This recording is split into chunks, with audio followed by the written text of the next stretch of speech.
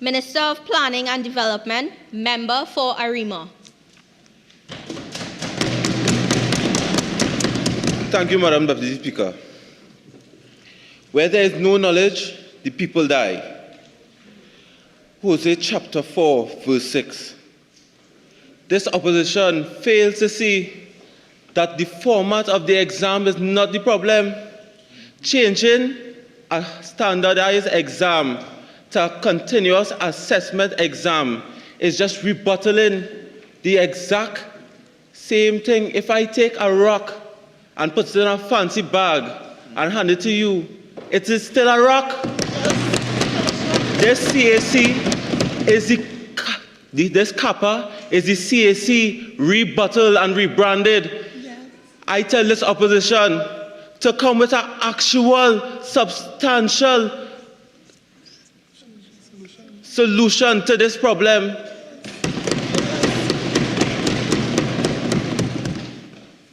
Who was the one who said, forward never, backward ever? I believe the opposition has a part to play in this phrase I would have just quoted here.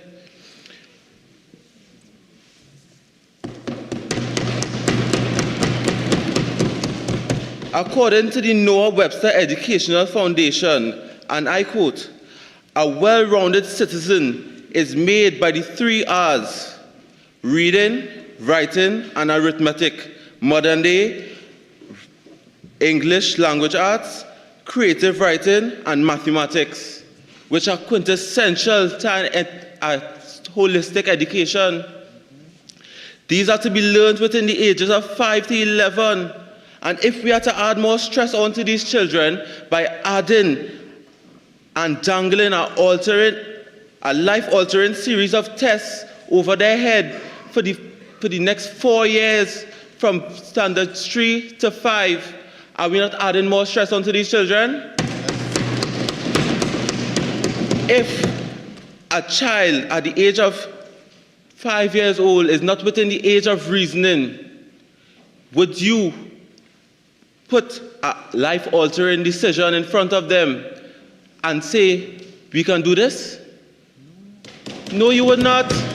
This opposition does not see that this exam is a good measuring tool for the development of these children. This exam allows children is a crucial point in the development of children into functioning adults in this society. It allows children to assess their potential, as not all children are inclined to schoolwork and may seek a vocational or remedial form of education which this government has provided. This opposition's main topic of interest claims to be the mental and physical well-being of the students, but they do not see that the main problem is not the exam, but the external problems caused by parents, teachers, peers, and society. Changing the format of this exam cannot ensure the passing of our child and will not lead to a smooth transition between the primary and secondary school education system. Continuous assessment in any format, whether it be kappa or CAC, will not and will be detrimental to all children in this country.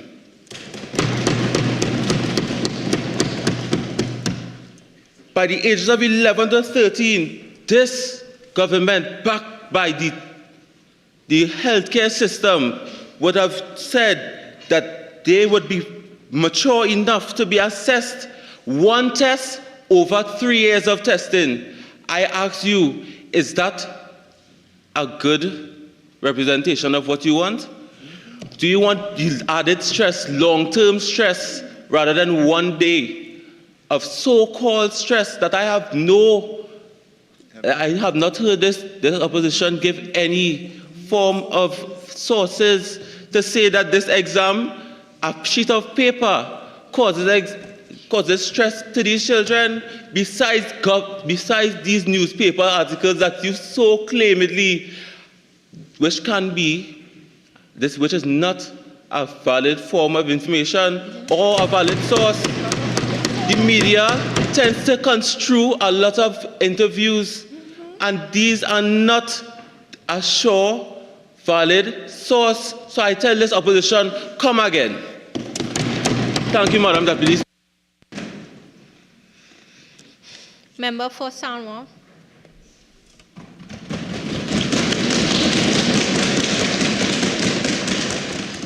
Thank you, Madam Deputy Speaker, for allowing me to contribute to this debate.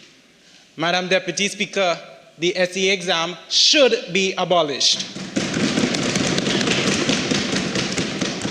According to a commentary posted on the online Newsday entitled "The Case of Scrapping S.E.A." on April 12, 2019, Iris Cross pointed out a stark reality addressing a UE professor attached to the Faculty of Education with regards to his support for the S.E.A. exam. The professor cites Norway and Singapore as countries that have invested in their education, yet he fails to mention that these very countries, along with top other first-class educational systems, for example, Finland, Denmark, Canada, do not put their precious 10 and 11-year-olds through an exam as destructive as the one he supports.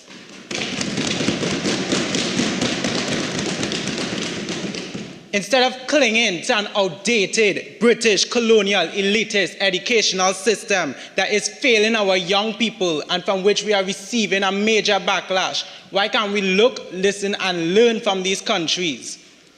This is seen in the case of the Nelson Street Girls RC Primary School in Port of Spain. Only 4 people sit S.E.A. That's how the primary school principal, Lisa Lynch, described the only 4 pupils at her school allowed to sit the 2023 S.E.A. examination. This is your constituency member for Port of Spain North. Is the member aware?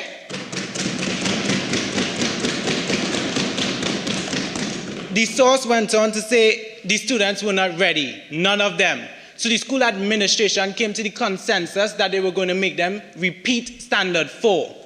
Can you imagine repeating an entire department by a year? A year of those children's lives they will never be able to retain. An additional year in the primary school system, all for preparation to pass one single exam. Is this simply because of the high standards of the exam, the expectations of our students, or the fact that a primary school success is linked to students' performance on the exam? Does the government care to explain these actions, or perhaps a formal statement from the Ministry of Education, as the minister had no avail to previous requests? We propose the CAPA system as explained earlier by my colleagues. We, the opposition, have the intelligence that the government doesn't seem to have and are willing to take the challenge necessary for positive change in our country. Finally, and maybe the most remarkable feature I would like to add is that teachers and educational stakeholders in these first world countries are put above and beyond anything else. They are highly valued and compensated at a respectable level. Can the same be said for Trinidad and Tobago?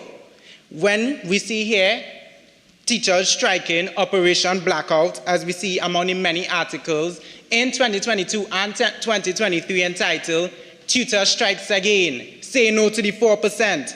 We have countless instances of teachers protesting due to unfavorable conditions and lack of compensation. Would the member give way? Sure.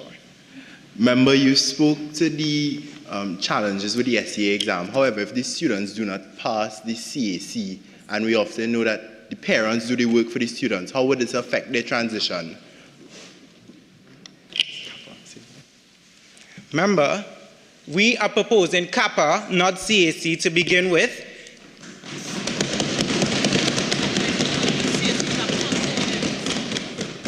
CAC is a component attached to the S.E.A. exam. Our CAPA system is a whole new reimagined system that allows students to effectively transition into a secondary school which aligns with their demonstrated interest and positive in their reflection of their CAPA performance. Would the member give way? No, sorry, I'm short for time. Can you imagine working hard to educate the country's next leaders and innovators with no form of proper compensation? How do we expect teachers to give their all to sustain the future of our country and economy and still struggle with salaries? To the government, come again.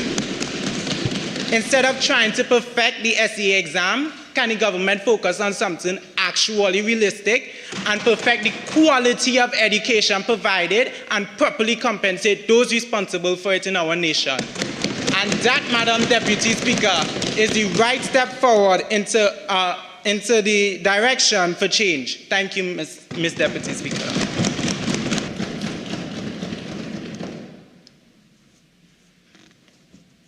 Minister of Rural Development and Local Government, Member for Lower Hockiter.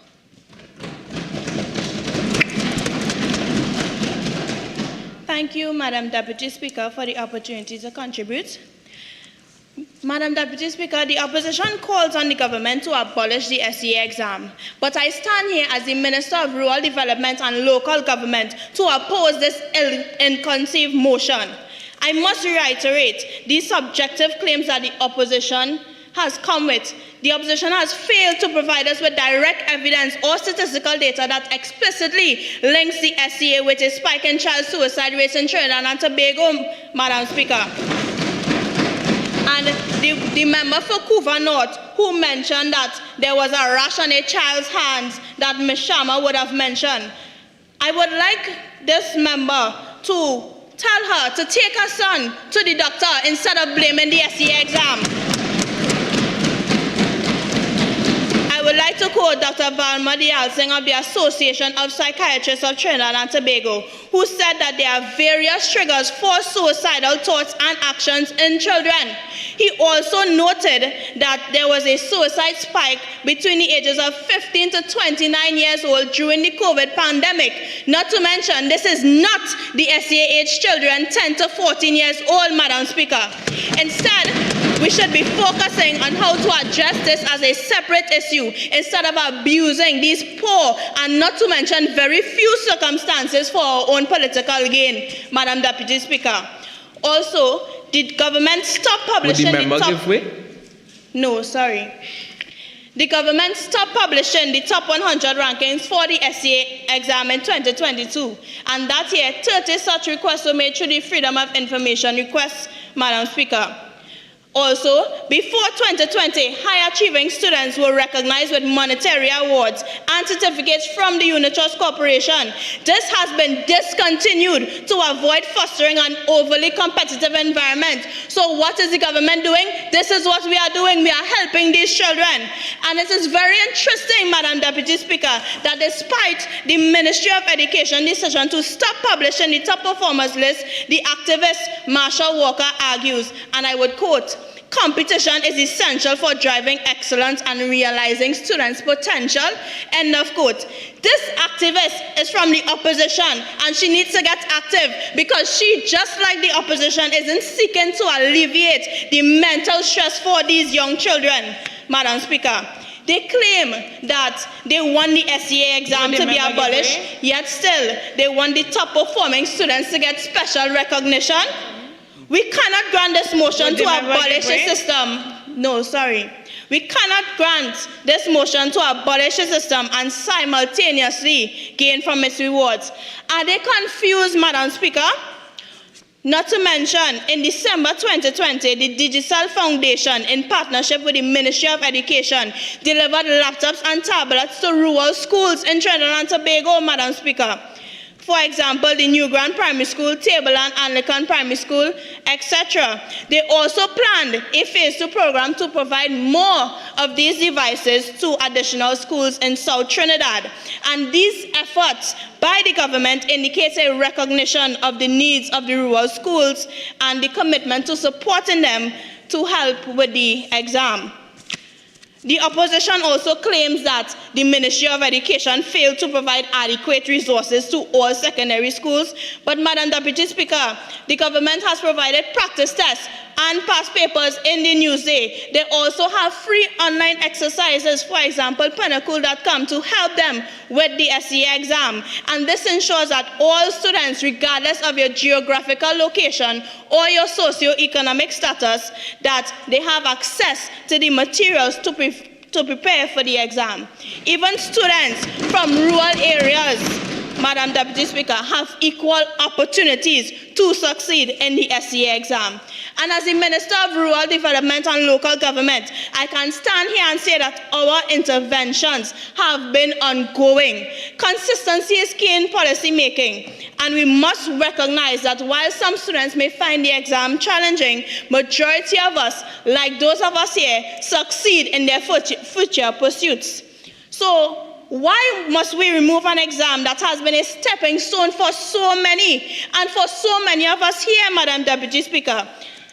I don't know what delusion the opposition is coming with, but we, the government, will continue to base our policies on what is tangible rather than what is unknown. Stop bringing mysteries and base your contributions on merit. Thank you, Madam Deputy Speaker.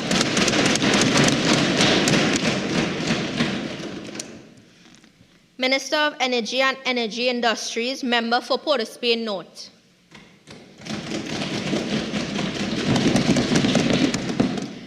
Thank you, Madam Deputy Speaker, for allowing me to contribute in this debate. Madam Deputy Speaker, I would like to acknowledge all the contributions made by the government members, the effective and relevant contributions thus far. Madam Deputy Speaker, when I read this motion proposed by the opposition leader, I could not believe what the opposition proposed. They are accusing the government of not providing adequate resources, and they call the examination cruel and inhumane. After the ministers in this government have addressed why that is not true, the opposition members still come to claim that that is still true. Madam Deputy Speaker, the Minister of Health, the Minister of Energy, the Minister and the Minister of Education have addressed reasons as to why that is not true.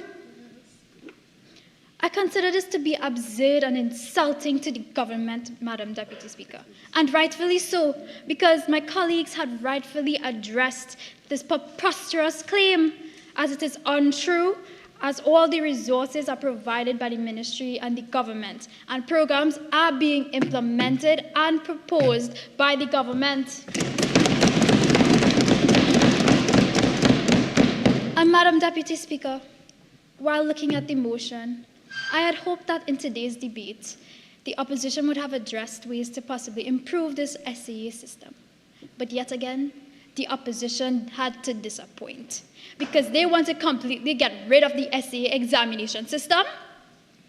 What I was expecting to hear was not to scrap the examination, but perhaps improve this examination system, as they pose that there are issues. S.E.A. is not a perfect system, yes, but it's still a system that works, Madam Deputy Speaker. All members in this chamber have written this examination, and that Speaker, by itself Standing Order proves... 4410, the member is reading. Member, you will caution. Please continue. And thank you. And that by itself proves that the education system of S.E.A. works. What exactly is the purpose of implementing this new educational system if this proposes a detrimental effects to the students, Madam Speaker? If the opposition had suggested a proper reform of the education system instead of implementing an entirely new system of education, then perhaps the government would have considered and effectively worked with the opposition to implement that system. But Madam Deputy Speaker, it is not so. And the opposition saw it fit to abolish the S.E.A.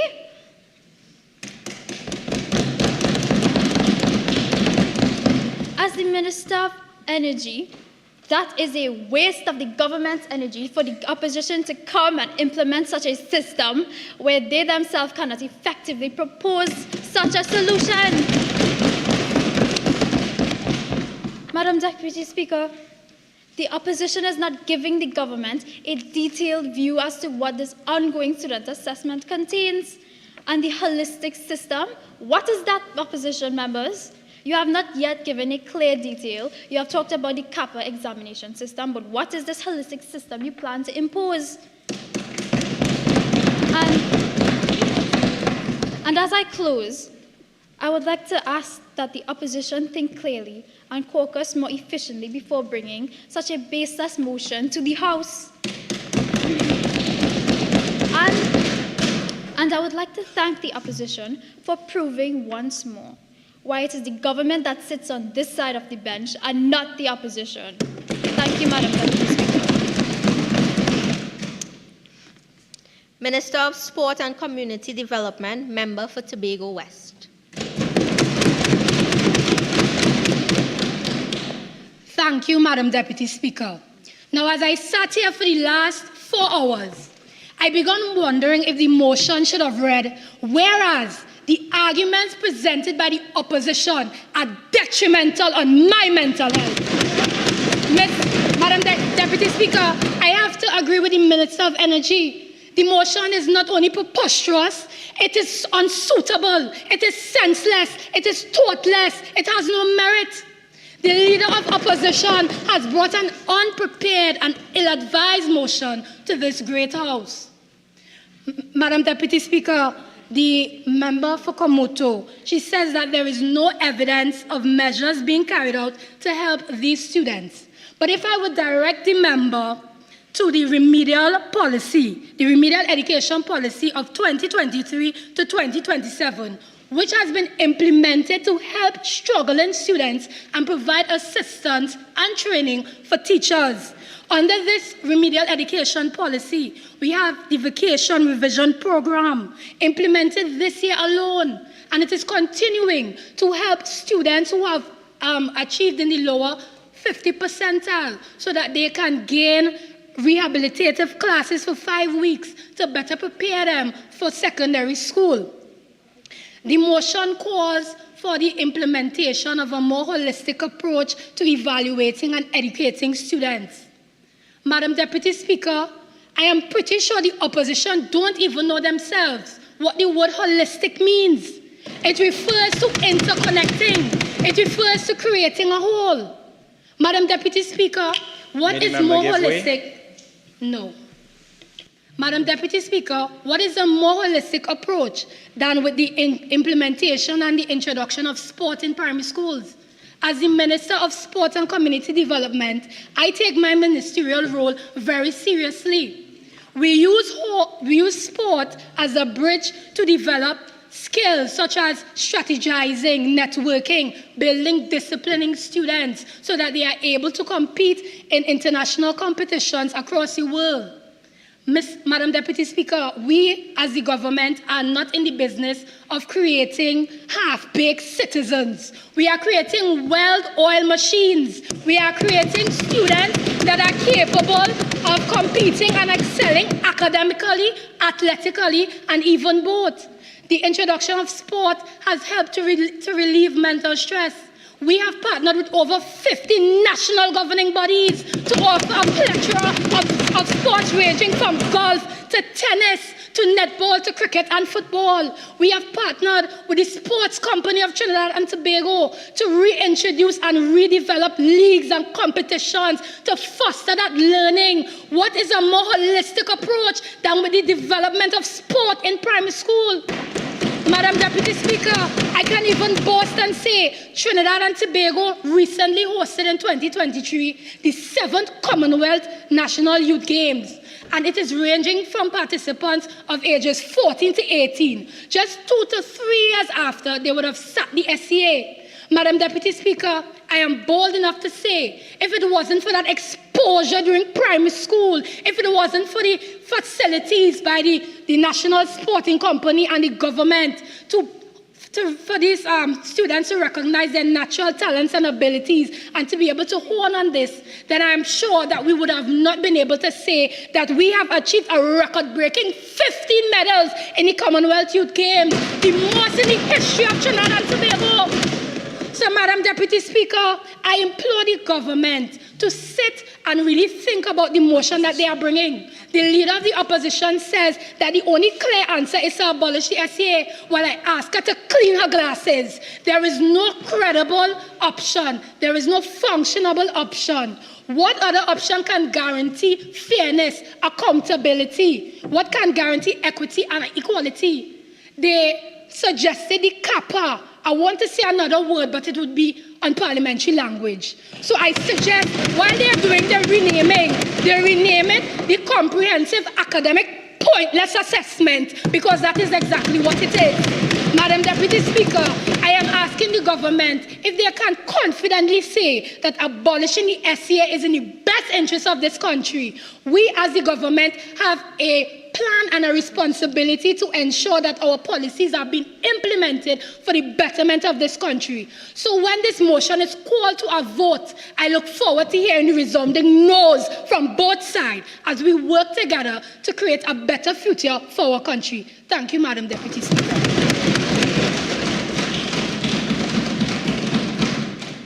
Member for San Fernando East.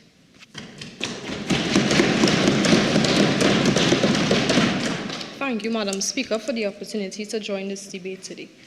Madam Speaker, both the government and the opposition have acknowledged and agreed that the major problem here could never be some questions on a piece of paper. We both understand that pressure is placed on these students by their relatives, the parents, the teachers, etc. And my colleague on the other side from Shogunas West must be familiar with this notion, this good school, bad school notion that they have, because she herself has it, and it is they that contribute to the depleting of the children's self-esteem, and the government is not to blame. The motion says that the S.E.A. examination is detrimental to the mental health and emotional well-being of students and parents. It does not have to be so. This nonsensical notion that they have. But we are not God, we are just the government, and we have no control over the nation's mindset. The member for Couva South stated that some students wanted help to cope with stress dealing with examinations. We will give them a mock examination for the S.E.A. exam. Because if, Madam Deputy Speaker, if your son wants to ask you for a fish, it would be wiser to teach him to fish than to hand him a fish. Madam Speaker, we are here, the students are the nation's future. These are the leaders of the future, and we want to make sure they are equipped in support of what my member for Tobago West said. We would teach them to manage the anxiety and stress, Madam Deputy Speaker.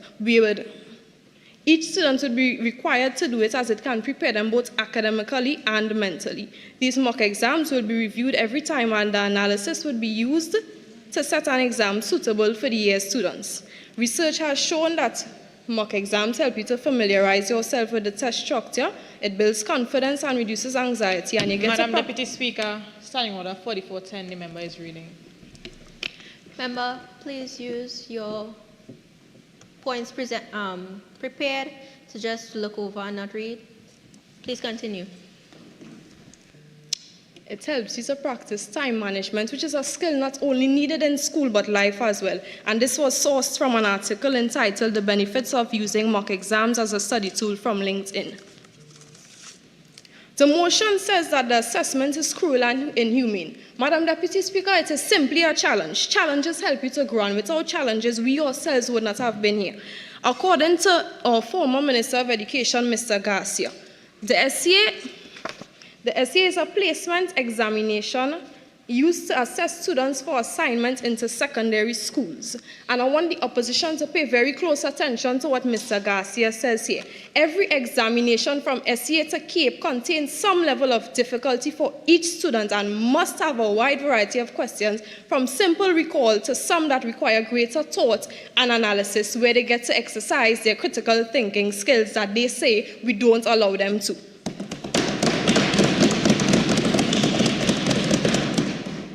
We, Madam Deputy Speaker, are simply exposing our students to challenges suitable for their age group, because we don't want the future leaders of the nation coming to the Parliament with a motion to remove the challenges from their lives. Again, in support of what my member from Tobago West said, we simply intend to form equipped leaders of tomorrow. Thank you, Madam Deputy Speaker.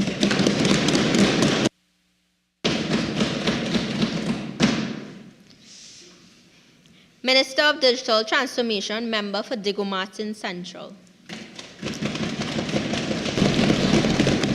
Thank you, Madam Deputy Speaker.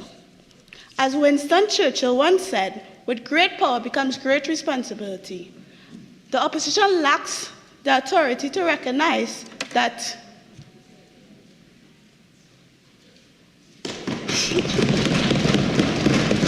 The opposition lacks the authority to recognize the sound decision regarding our students. I stand here before to address the statement by the opposition to express the concerns of the lack of resources in implementing digital transformation for our students.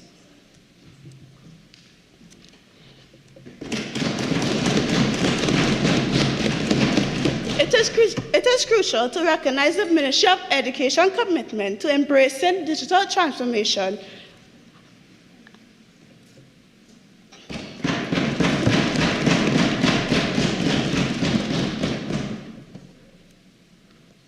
Digital transformation through the resources available on the Ministry website. The S.E.A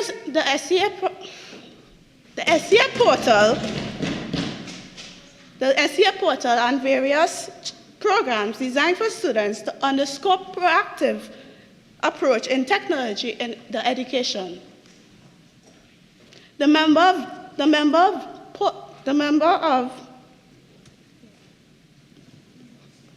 of Princeton claims that the government lacks the resources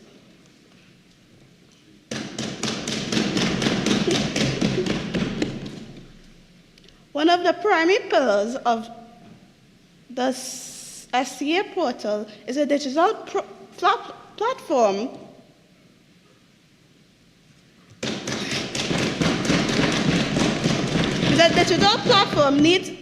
for the needs of our students in preparing this exam. The online resources offers practical exam, educational materials, and interactive tools that ensures our students to have a wide approach in learning. By leveraging the S.E.A portals, students can engage with preparing for the exam with a smoother transition. Furthermore, the ministry commitment to leveraging technology is not limited, but academic.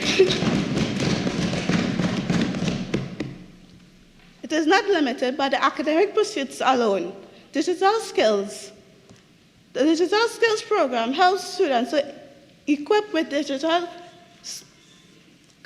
essential skills to ensure our students have a smooth transition to secondary schools. Mr. Speaker, I would like to highlight the positive impacts on online learning for the students. Online resources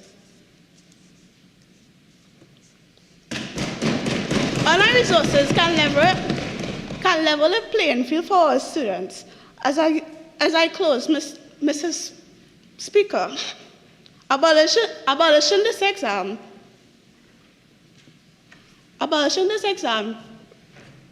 recklessly proposes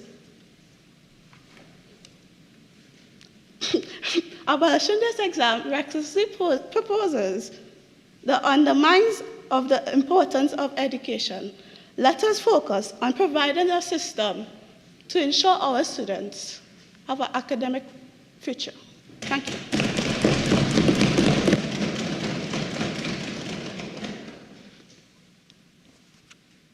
Member for Tableland. Thank you, Madam Deputy Speaker, for allowing me to contribute to this debate. Opposed to what the member for Porter Spain North would have stated, the S.E.A curriculum does not work. S.E.A exams perpetuate social inequality. Students that are from a disadvantaged socioeconomic background often lack access to resources such as private tutoring and private lessons, both of which are integral to a student's academic success. And like my colleague would have stated, this leaves these students, Madam Deputy Speaker, at a disadvantage compared to their privileged peers. In fact, in a research conducted by the San Bernardino Valley College in California entitled Research Planning and Institutional Effectiveness, they state, and I quote, "Students that receive face-to-face tutoring classes see an average increase of 12% in their standardized exams, and 8 out of 10 students that receive tutoring gets better grades." Now, the social inequality lies in the fact, Madam Speaker, when one understands that students that test better wins access to schools with the better resources. Unlike Dr. Errol Hossain, a senior communication advisor and a world consultant for the World Health Organization, states, it's luck if you have parents who are keen on your educational pursuits. It's luck if you have financially well-off parents if you could afford extra lessons. Now, my question to the government, why don't all schools have access to equal resources? And furthermore, why is the government unable to create an education system that not only promotes equality, but also makes it that every school in Trinidad and Tobago can be considered a top school?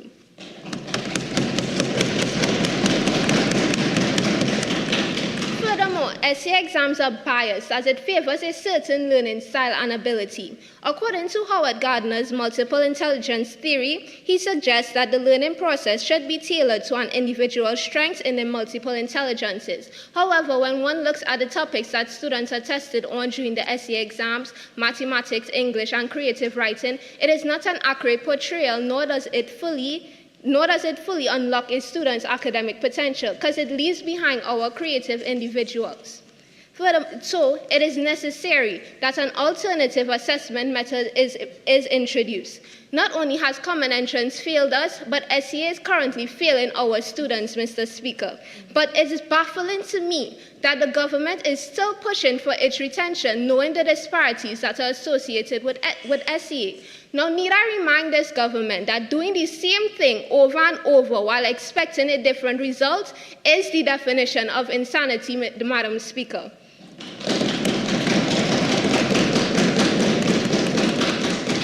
This is why we, the opposition, propose CAPA. Continuous assessment will not only evaluate our students' strengths and weaknesses through a series of various subjects, but it will also place students based on their interests and performance.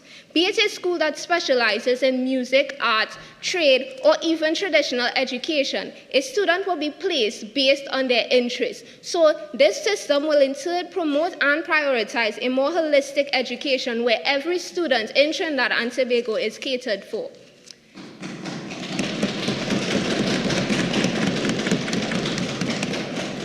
To conclude, Madam Speaker, S.E.A is literally an exam that is catered to creating mechanical students. It is meant to create students that are only that are only capable of passing standardized exams. However, when one looks at the true intent of education, it is meant to create meaningful citizens that contribute to society. Now, my question to the government is, does S.E.A do this? No, it does not. Thank you, Madam Deputy Speaker.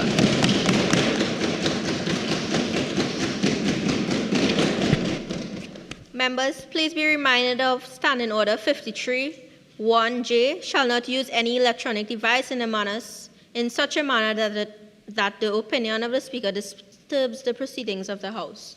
Please keep all phones on silent, please. Minister of Labour, Member for Lavery. Thank you, Madam Deputy Speaker, for giving me the opportunity to support my peers in this debate. Madam Deputy Speaker, I stand here in awe of the opposition's lackadaisical approach to the research done on this motion, Mr. Speaker. Madam Deputy Speaker. Madam Deputy Speaker, the Trinidad and Tobago Unified Teachers Association Annual District Convention reported that 200 teachers trained in aims of 200 teachers trained in working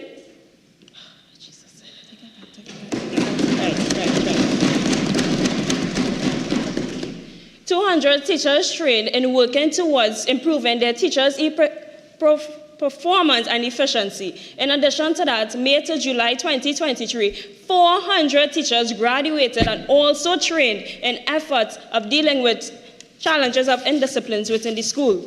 Now, my members on the opposition would have mentioned the 20% equality and equity across the board. Madam Deputy Speaker, I'm here to say that they have not revised the laws of Trinidad and Tobago. In this country, we have government-assisted schools and government schools. This was done as aimed in ensuring equality and equity across the board. These These agreements weren't met just because we decided to put these laws there. These were met to ensure that every child had the opportunity to have an education in this country. In addition to that, Dr. Freddie James, lecturer in educational leadership, also did a study on the academic advancement of secondary schools in Trinidad and Tobago.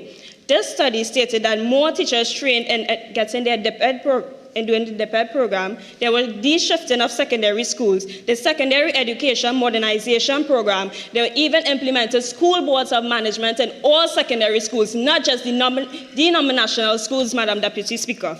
I stand here today to say that the government, the opposition, look on prestigious schools is nothing but nonsensical.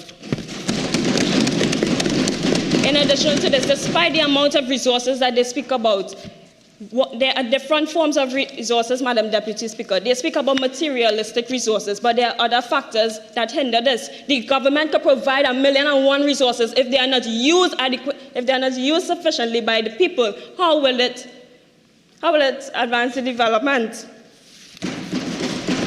There are two factors which hinder the progress of this. There's the cultural and societal factors. There are differences in cultural values, traditions, and educational opportunities and priorities, which can determine whether these resources are sufficient or not. In addition to that, family support and involvement is crucial in a child's performance. In a study done by Carol Johnson, University of Wisconsin-Madison, family involvement in education, how important is it? And I quote, "The level of parental involvement, support, and emphasis on education within a family unit can significantly influence a student's academic success." Madam Deputy Speaker, in the motion, they claim that the Ministry of Education has failed to provide adequate resources to all secondary schools to ensure equity and equality. There's no grounds on which the S.E.A. exam should be abolished in this motion, Madam Deputy Speaker, in regards to equality and equity, because the government has done nothing but to ensure this. Thank you, Madam Deputy Speaker. Member for Manzanilla.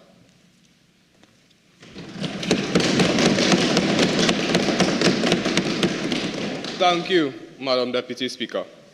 Madam Deputy Speaker, the member for St. Joseph said that not even the government could fix the problems of the S.E.A.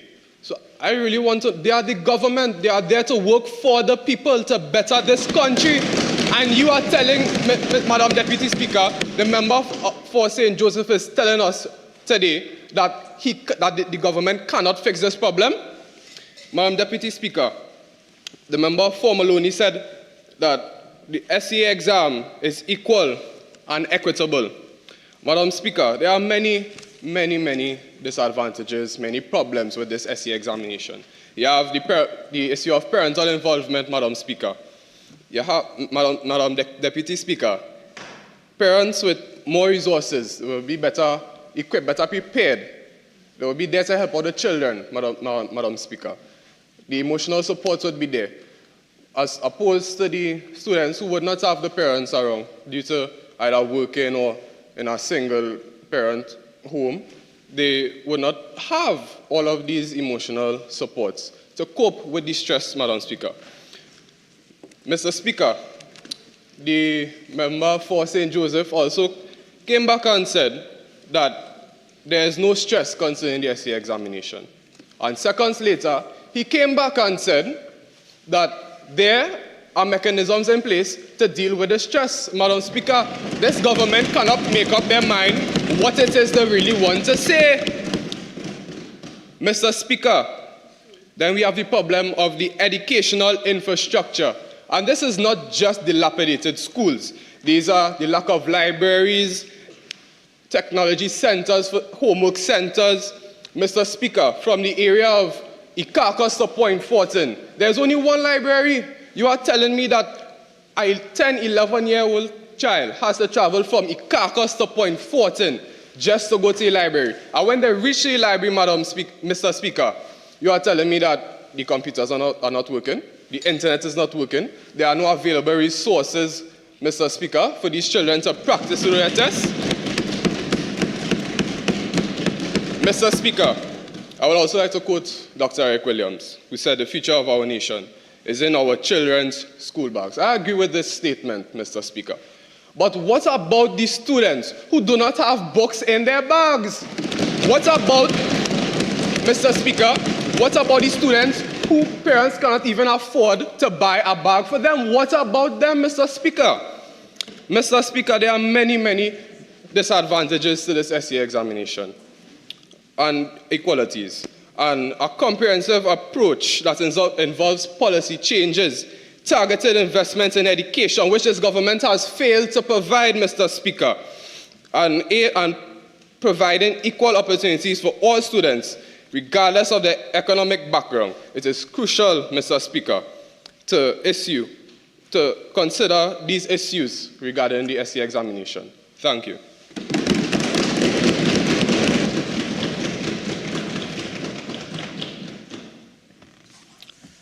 Minister of National Security, member for Laventille West. Thank you, Mr. Speaker, to join this debate today. Mr. Speaker, the member for Tabukit stated earlier on that we, the government, should focus on the development of our children. Member for Tabukit, let me take you through the development that this government has in place. We, the government, has a system in place right now that looks at the strategy of the academic growth and development of our children, Mr. Speaker. Children over time, Mr. Speaker, through community development as well as other mechanism development to provide good citizens. The S.E.A. is a tool to develop the skills of our young people. It is designed to focus on a range of development skills such as our children reading skills, writing skills, comprehension skills, and listening skills, Mr. Speaker, even our problem-solving skills and the ability to use their imagination, Mr. Speaker. The member for Oropuch also stated that we, the government, should be putting in place these skills. We already have these skills in place, Mr. Speaker. Our children are already developing these skills. Based on the assessment framework 2025 to 2026, on page 7, it states that the objective of this exam is taken from standard 3, 4, and 5 as specified in the National Primary School Curriculum 2023, Mr. Speaker. This indicates that these skills are developed over time. Our children are developing these skills from standard 3. Come up, Mr. Speaker. This is why as well we start from a young age to develop our children, Mr. Speaker. The best way to start is now. Our Prime Minister earlier when she stated, grow up a child in the way that he should go, so when he get older, he do not depart. And our government does just that by teaching our children these skills that is essential, Mr. Speaker. So this is what a long-term development looks like, as opposed to this kappa or CAC that the opposition is coming here with, Mr. Speaker. Mr. Speaker, the member for Shogunas West stated earlier on that the preparation for this exam causes a brain development issue within our children. How, Mr. Speaker, when we see this, that our children is being developed? Mr. Speaker, S.E.A. is a point. S.E.A. is a checkpoint for the children and parents to understand where our children are at. It also helps us as the government to support what they need going forward. Mr. Speaker, because of this exam, we were able to implement the vacation revision program in 2022 to 2023 this year, Mr. Speaker. We need to come together and urge, let us get more parents, Mr. Speaker, involved in these programs to further. Yes. Can you provide statistics as it relates to the success of those programs that you mentioned? Yes, I only stated one program, which is the vacation revision program last year. Mr. Speaker, 9,000 children were supposed to come in this exam, but we see that in this program, but only 30,000 end up coming, Mr. Speaker. That is why I stated that we need to get our, not 30, my apology, 3, Mr. Speaker. And That is why I stated we need to get our parents developed, our parents more involved to be able to help go forward with our children, Mr. Speaker. That is why I stated that. So, member, I do understand that this program had a reduced in it, Mr. Speaker, but if we work together to get our parents, Mr. Speaker, as well as the community involved, it will increase, Mr. Speaker. Parents, guidance, and community also plays a big part in the growth and development of our children. That is why, Mr. Speaker, the Trinidad and Tobago Police Service has implemented a program called the Police Youth Club within our community. Mr. Speaker, there are 113 Police Youth Clubs throughout Trinidad and Tobago, and what these youth club does, these youth club develop our children, Mr. Speaker, as well as help them, prepare them, not just in sports, not just in netball, football, but in our society itself, Mr. Speaker. The Police Youth Club president for Tobago, St. George's, stated that the job of the Police Youth Club is to provide an avenue for our young children in the society as well as in the community, Mr. Speaker. This not just is something that is there, but it helps them as well in our primary school as well as secondary school to further develop, Mr. Speaker. In concluding, Mr. Speaker, I say the abolishment of this exam is not the way to go, Mr. Speaker. Thank you, Mr. Speaker. Member for Maruga.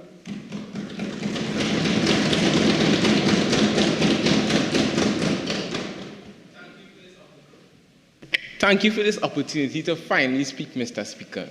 Mr. Speaker, I've been asking the government to give way this whole procession, but it's my ignorance trying to ask a government with no will for political reform to give way. There is no will without a way, Mr. Speaker.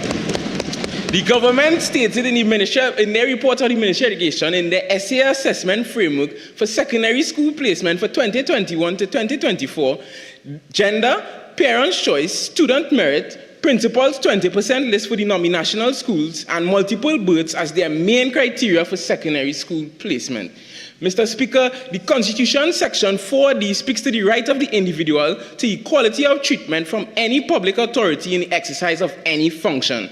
How is it fair and equal that some students are doing this exam with a sense of calm, knowing that they are already placed in this 20% list and they already have their secondary school in mind, while their peers sitting adjacent to them are going through mental and emotional stress, not knowing whether their performance in this exam will place them in a denominational or a public school, Mr. Speaker?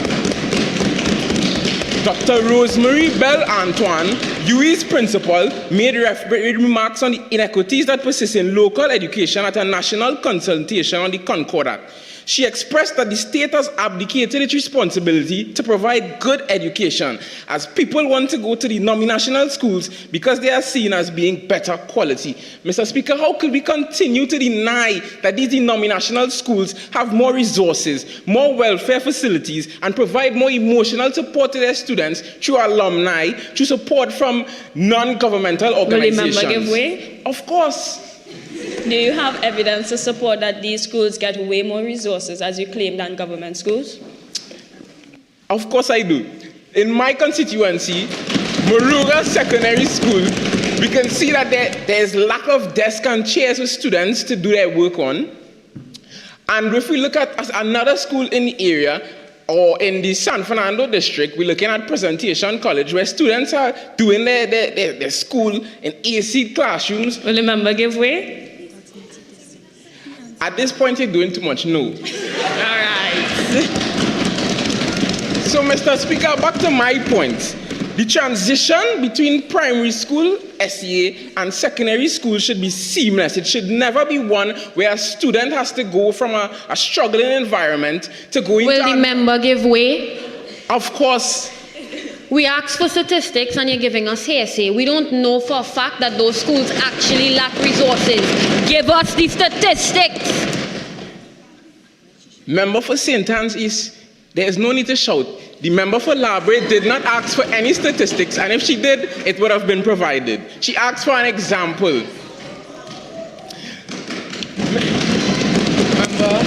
Member for St. Anne's, I would like to remind you of Standing Order 53(1)E. Members not speaking shall remain silent while other member is speaking unless interrupting on a point of order. Member for Muruga, you may continue. Give way, man. Give way, give way. Let me continue. S.E.A stifles innovation and creativity in our youths. Exams such as S.E.A are outcome-based and are measured against a set of criteria, but with little focus on critical thinking, problem solving, and project management skills in our youth. Because of this, teachers train students in their test-taking abilities in order to reflect high marks given to students during assessment. But, Mr. Speaker, these high marks that the teacher is supposed to be getting, it's not even there, because when the continuous assessment was in place, the mean scores was way higher than the 2023 S.E.A scores. So I find it very hard to believe that the government could sit here and watch the public and say S.E.A is a success. A success in what regard, Mr. Speaker? Mr. Speaker, research done by Beatrice Locke, an assistant professor at Curtis Institute of Higher Education, a university in Singapore, which is a country regarded to be one of high education status, asserted that capabilities such as critical thinking, problem solving, and I would like to raise a point of order. Standing Order 48(1), relevance. We not in Singapore, we in Trinidad and Tobago. Member. The point the member is the member's contribution is relevant to the topic of this debate. Member, you may continue. Mr. Speaker, another attempt of the government to overlook progress and to stay in the past. Mr. Speaker, how can we improve without looking at an already established framework? How are we to continue with this S.E.A exam without looking at the weaknesses? We can't even look at the strengths because the students are being stressed. Mr. Speaker, let me continue with my point before my time is over. Member, your time has expired. Minister of Public Utilities and the member for Lupino Bonaire West. Thank you, Mr. Speaker, for the opportunity to enter this debate. You know, as I was walking in the chamber this morning, I really noticed 2 cents by the door, but I think it belongs to the opposition because there's no way, after 4 hours of debating, they're bringing forth a motion to abolish the S.E.A examination with no sustainable options to replace it. And you're arguing on the point of stress and trauma. Is that all you have? That's your best you could come with? You know, I asked the question as well, are we preparing these students for academics or for life? And this is also echoed by Professor Brian Copeland. What is CAPA? It reminds me of CAFA, one of my favorite words coming out of COVID-19. But what does it entail? What assignments are being administered and how are we ensuring the transparency? Are we going to be grading students or are we going to be grading their parents who will be doing the assignments? Would the member give way? Sorry, in the interest of time, I cannot. What is the blueprint for this proposed new form of examination, I ask? And what would the quality of students coming out of this S.E.A examination and entering the secondary school look like? Is the opposition attempting to rebrand the continuous assessment to bamboozle us here today? The same continuous assessment that failed in 1998 and 2016? The member for Caroni East, she stood up and she presented to us here today. She said that the government, we failed to recognize the stress of the students, but when we said we weren't going to publish the S.E.A results in order to assist these students alleviating that stress, yet they're here in Parliament here complaining that we aren't listening. It really must be April Fools, as she echoed, because it cannot be. It really must be April Fools, as she said, because they're really taking the government here for a fool. It was also read that since 2016, the government cannot be innovative with the S.E.A results. But is the opposition being innovative when they're taking us way back when? I can't even say when we were sharing pizza on the playground, but way back when to the failed system of continuous assessments. The member for Tabaquite also said that students shouldn't be made to feel bad for the schools that they're placed in. But to my recollection, S.E.A doesn't place you in a school. You're placed in a school based on your merits. But what you are proposing, this continuous assessment in the framework of CAPA, isn't that the one that's going to place students in school? Is the member confused? I understand the compassion and the eagerness of the passion for the member of Komoto when she stood up and spoke about farmers. Now, I don't see the relevance with farming and S.E.A, but to ensure you that your government listens, let me alert you to the program that we have instilled called the Youth Agricultural Homestead Program. We're taking care of that. Member for Barataria stood up and talked about digital transformation, and I'm yet to see the point of that. Member for Couva North behaved as if he was gallivanting on a football field. I feel he was missing his S.E.A days. Nonetheless, he went on to further elaborate about mental health right after my good fellow acquaintance, the Minister for Health, stood up and gave you all the resources for mental health. And yet they went on rambling again. Is that their only point? Would the member give way? I'm sorry, in the interest of time, let me just wrap this up real quick. So the member for Couva North also stood up and spoke a lot, but when asked to give a credible source, she had to make one up on the spot. Is that the same opposition we're going to trust with the future of our children? I also would like to know what promises are empty according to the member for Faizabad, because to my knowledge and the recollection of the government, everything said here is implemented and in their constituencies too.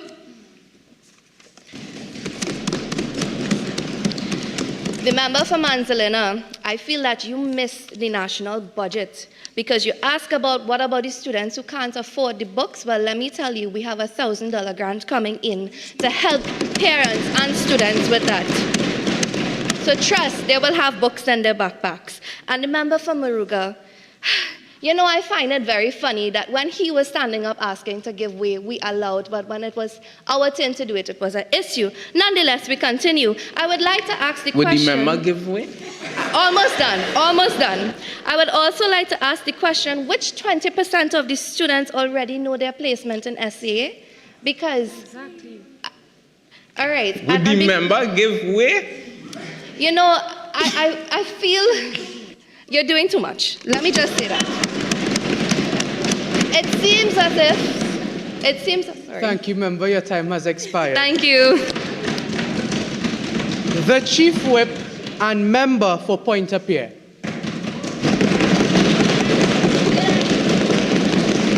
Thank you, Mr. Speaker. It's quite interesting that the member mentioned that she saw 2 cents when she entered the chamber. I didn't see it when I passed, and I passed after her, so maybe she took it up. But what I would like to know,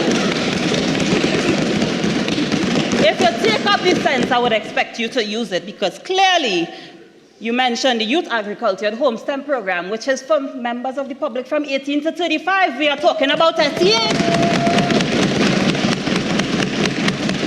Mr. Speaker, I would like to continue my contribution. The Minister of Health stood here in this chamber confidently and said, the member for Pointe-a-Pierre in her contribution, but I am now talking. So what else is he making up? What else in your contribution have you made up here for us today? I would like to urge the members of the government to wake up. I noticed the Attorney General nodding off just now, but it's time to wake up. We are here today with the ability and the responsibility to improve the education system in Trinidad and Tobago, more so specifically for the primary school children. We need to abolish the S.E.A.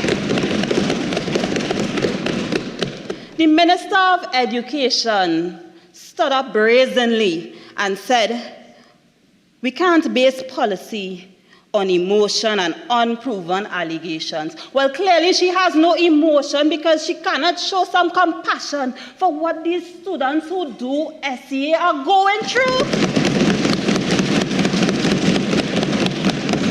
So why are you, the government, afraid of thinking?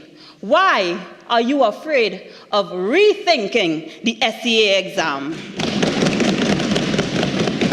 every member in their contribution today have all noted and agreed, Member for Toko Sangre Grande, that the S.E.A. no longer serves its intended purpose.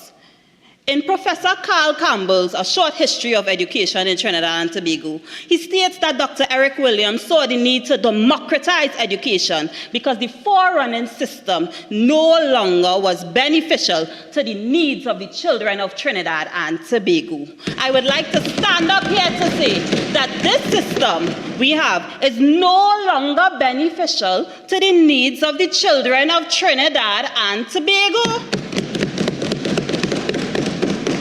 Moving on, I would like to reiterate, as some members of the opposition would have detailed here with statistics for you, that the common entrance exam was removed because it was proven to be the cause of anxiety, depression, pains, severe panic attacks, and delirious behavior. I know some of you are very familiar with that, delirious behavior. And the S.E.A. was intended to be a solution. However, Senator Professor John Spence stated that the common entrance exam has not been abolished and it exists in the form of the S.E.A. So that means, let me spell it out for you, the same drawbacks that made it possible to remove the common entrance exam still persist today in 2023.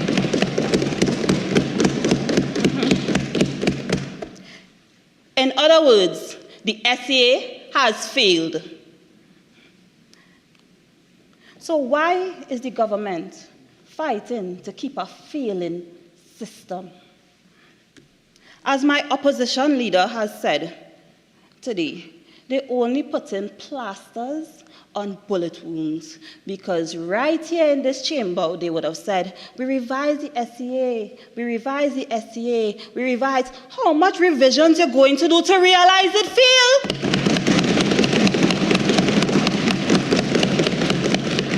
The member for Laventel East in her contribution asks, what is the kappa right after not one, not two, not three, but 4 members of the opposition would have detailed exactly what the kappa is? Are you not listening?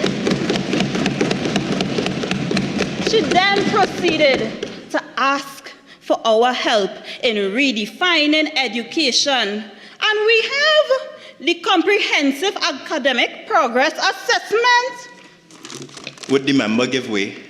No. Sorry. Interest of time. Right? Now, there's a saying. Honourable member, your time has expired. Honourable members, before I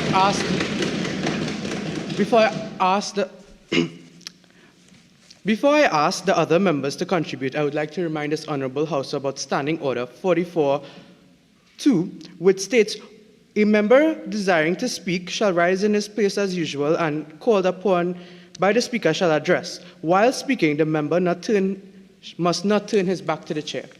Member, for point of prayer, I would just like to let you know your back was turned towards the chair.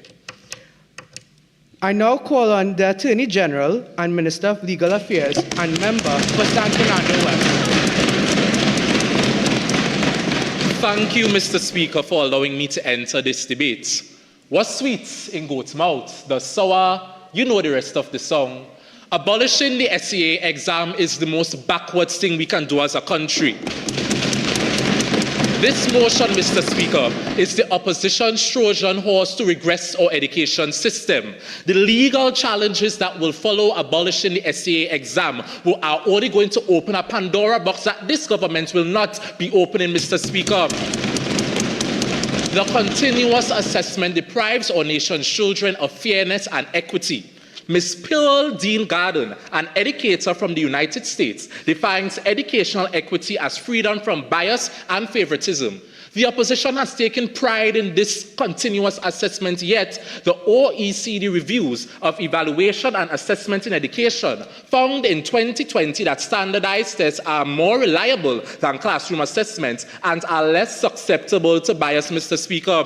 The S.E.A. exam presents our nation's children with the same questions on the same day that are administered and scored the same way, which are equitable features that the continuous assessment lacks, Mr. Speaker. Mr. Speaker, the member for Barataria couldn't even give way to answer my question. So allow me to pose this question to the opposition in S.E.A. language. For 5 marks, I want the opposition to show how much equity and equality can be found in the continuous assessment. And please, put your working in the working column. Mr. Speaker, as sweet it may sound to rattle the words continuous assessment out of the goat's mouth, that assessment is only linked to legal uncertainty. Mr. Speaker, that assessment lacks transparency and will only prevent the Ministry of Education from keeping teachers and our educational bodies accountable. This uncertain nature of this assessment and the kappa that the opposition has brought into this chamber has led to its immediate disqualification as a viable replacement to the S.E.A. exam. Mr. Speaker, to validate my claim is the 1998 Task Force for the removal of the Common Entrance exam on page 12, which found that the continuous assessment was not an acceptable replacement for the examination.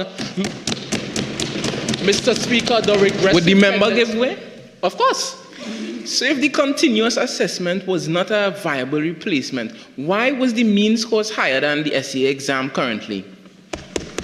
Mr. Speaker, thank you, and I thank you for the drum roll, because the mean scores were higher because of bias. Anybody could do the continuous assessment, the parents could do the continuous assessment, and the teachers can grade the assessment to make themselves look better. Mr. Speaker... Would the member give way? No. Mr. Speaker, the regressive tendencies of the opposition are jumping out, because here they are trying to bring back a failed 1998 practice into a functioning 2023 educational system, a system, might I add, Mr. Speaker, that was ranked number 2 in the Caribbean with a 99.9% literacy rate according to the World Bank 2022 breakdown, Mr. Speaker. Mr. Speaker, all in all, I have to applaud the opposition, especially the member for Couva South, for his theatrics and his presentation and his artistic skills. He painted the picture that the S.E.A. exam is the most stressful and saddest exam on the world. And Mr. Speaker, I have to laugh, because not only is that argument a joke, it is the weakest, most mind-numbing retort in the opposition's impoverished arsenal. Mr. Speaker, there is nothing more burdensome and stressful than the continuous assessment. To validate my counter-argument is an article by The Guardian entitled Garcia Scraps the CAC, published during the height of the continuous assessment on the 1st of April 2016. Yes, April Fools, because the continuous assessment is a joke. This former education minister, he described the assessment method as putting a number of students under stress and hindering teachers from thoroughly covering the academic syllabus. Mr. Speaker, it is clear that the opposition's solution is only going to create more problems in our country. Mr. Speaker, if I am to grade the opposition's presentation today, they have failed. They have failed to supply us with a blueprint of the acceptable replacement to the S.E.A. exam. So I will urge the opposition today, Mr. Speaker, to go back to the drawing board, probably do 1-2 S.E.A. exam practice tests themselves, because until the opposition can come good, come right, and come correct, this government will not be abolishing the S.E.A. exam. Thank you, Mr. Speaker.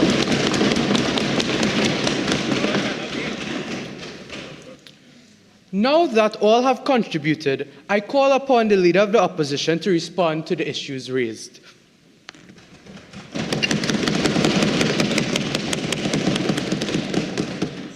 Thank you, Mr. Speaker. I would like to respond to the issues raised by the government. But before I do that, I'd like to take the advice of the member for Tobago West and clean my glasses before I read the facts.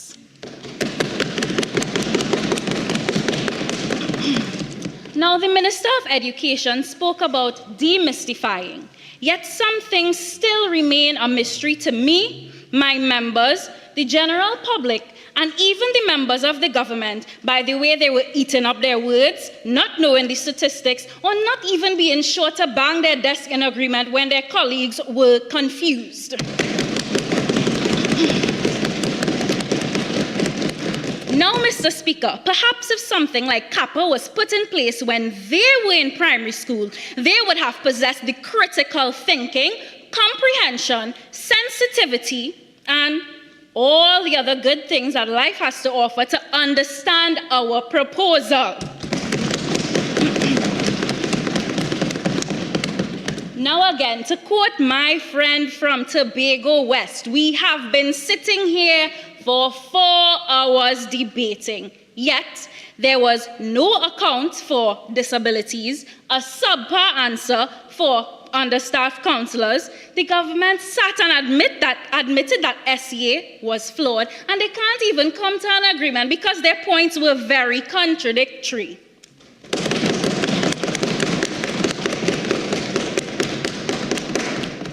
Now, the government is misunderstanding, and clearly their cognitive or brain development was stumped by the very same S.E.A. exam that we are trying to abolish.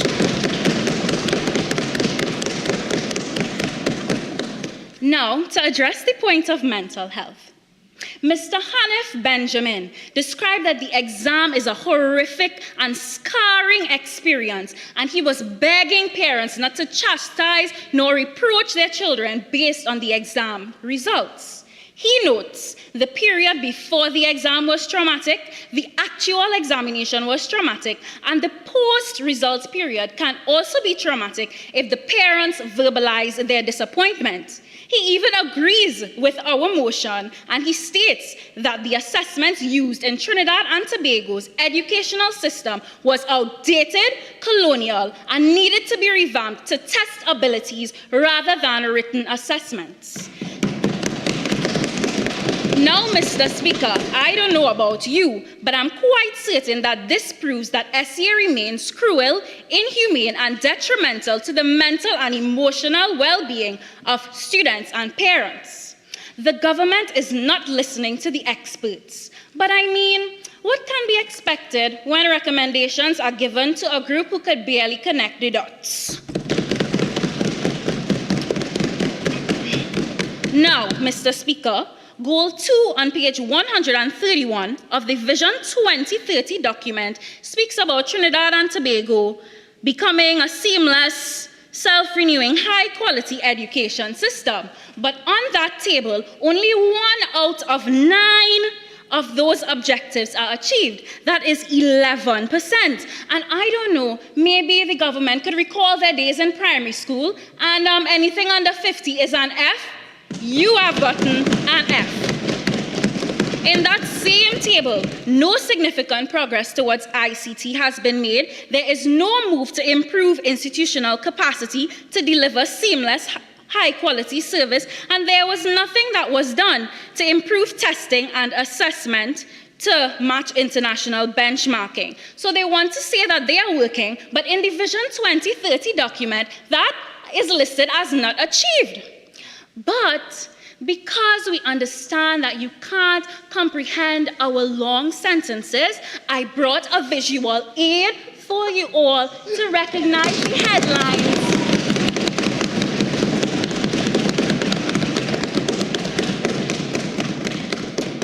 They are broken down and put in on size 78 font so that you all could see and read, because the opposition understands that we have different learning styles, and visual is one of them. So thank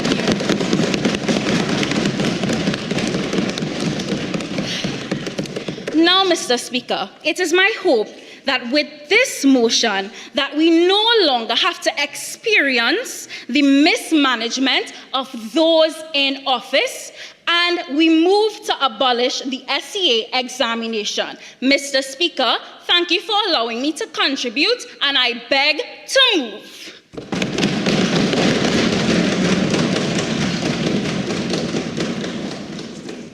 Honorable members, the question is, Be it resolved that this Youth Parliament call on the government to abolish the secondary entrance assessment examination. Those in favor say aye. Aye. Any against? No! I think the noes have it.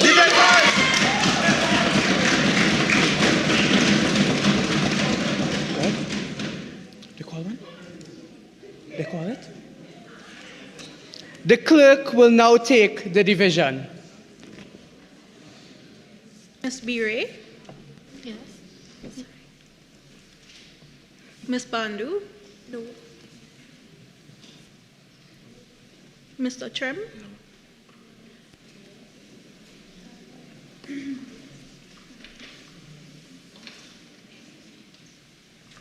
Members, when your name is being called, can you please speak clearly into the mic whether you yes or no to the question being asked? Thank you. Mr. Rogers? No. Ms. Ramlokan? No. Ms. Greenaway? No. Mr. Benjamin? No. Mr. Pumel? No. Ms. Manning? No. Ms. Charles? No. Ms. Dabro? No. Ms. Rampazad? No. Ms. Punch? No. Ms. Thomas? No. Ms. Cyrus? No. Ms. Thompson? No. Ms. Gonzalez? No. Ms. Williams? No. Ms. Mitchell? No. Ms. Hackshaw? No. Ms. Achille? No. Ms. Foster? Of course, no. Ms. Ford? No. Ms. Atwell? Yes. Ms. St. Hilaire? Yes. Ms. Bowman? Absolutely, yes. Ms. Bagwandine? Yes. Mr. Mahadeo? Yes. Ms. Ramdan? Yes. Ms. Rivers? Yes. Ms. Gajada? Yes. Mr. Christopher? Yes. Mr. Grant? Yes.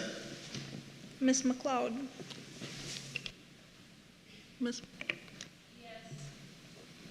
Ms. Joseph? Yes. Mr. Julian? Yes. Ms. Rivas? Yes. Ms. Jack? Yes. Ms. Nero? Yes. Ms. Maharaj? Without a doubt, yes. Ms. Joseph? Yes. Mr. Knights? Yes. Ms. Lewis? Yes. Ms. Raphael? Yes.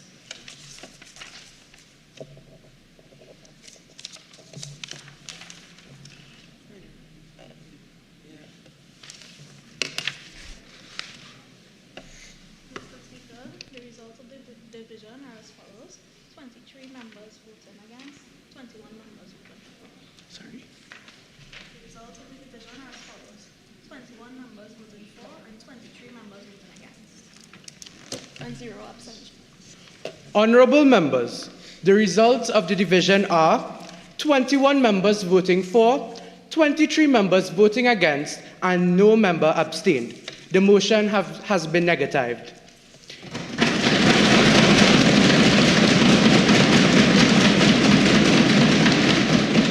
Leader of the House and Member for Aruka. Thank you, Mr. Speaker. I beg to move that this House do now adjourn to a date to be fixed. Thank you. Honorable members, before I put the question, allow me to express appreciation on behalf of all members of this National Youth Parliament and the Parliament, in particular the Planning Committee of the Office of the Parliament, which organized this 20th sitting of the National Youth Parliament. This forum has offered a diverse range of opportunities for us to participate in learning and developing crucial skills.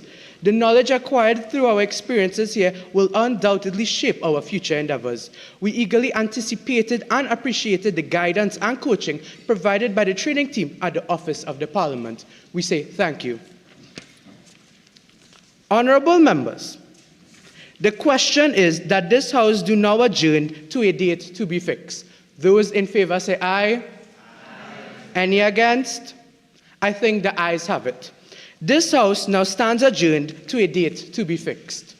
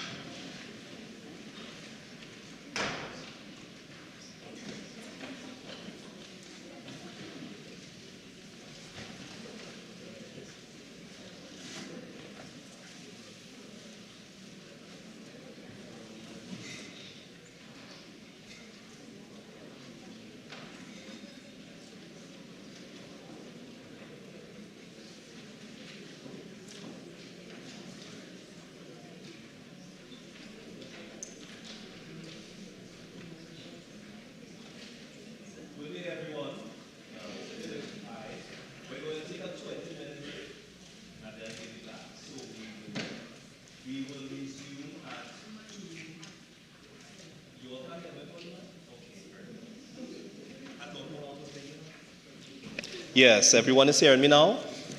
Yeah? We're going to take a 20-minute break and then we will resume. So we shall resume at 2:46. Okay? All right.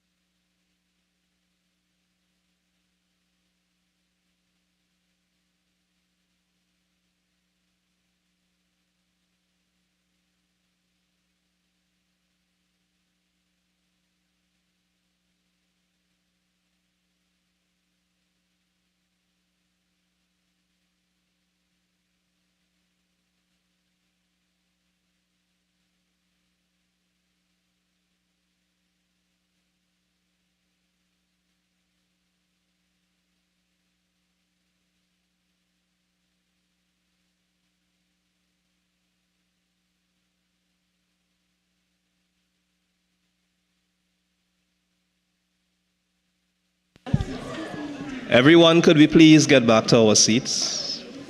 We're getting ready to begin.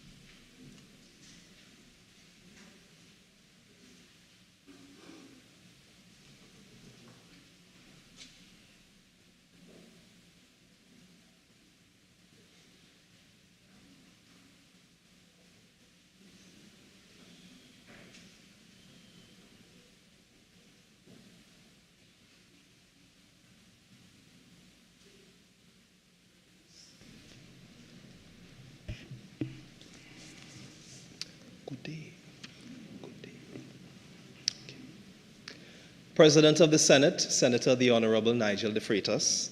Speaker of the House, the Honorable Bridget Anisette George. Members of the House and Senate, members of our 20th National Youth Parliament.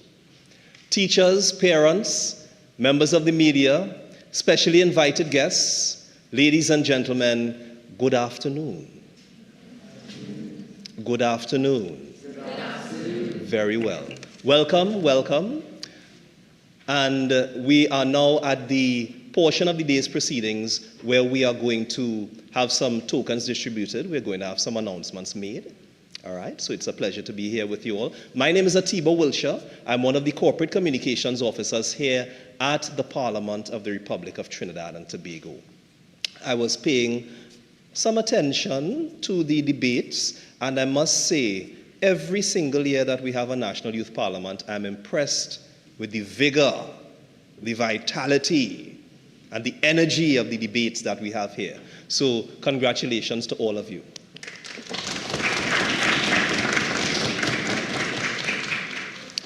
Before we continue, just a quick note from the Parliament Executive. Under the banner of the Commonwealth Year of Youth, the Parliament's Executive Committee of the CPA extends its sincere appreciation to all who made the 20th National Youth Parliament NYP 2023 a reality, along with all coaches, mentors, teachers, parents, and most importantly, you guys, our National Youth Parliamentarians. So thank you all very much once again.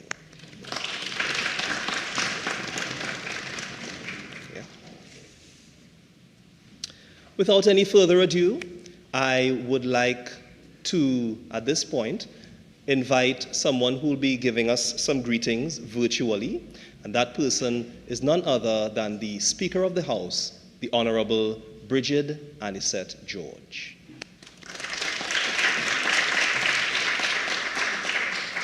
Thank you so much, Speaker.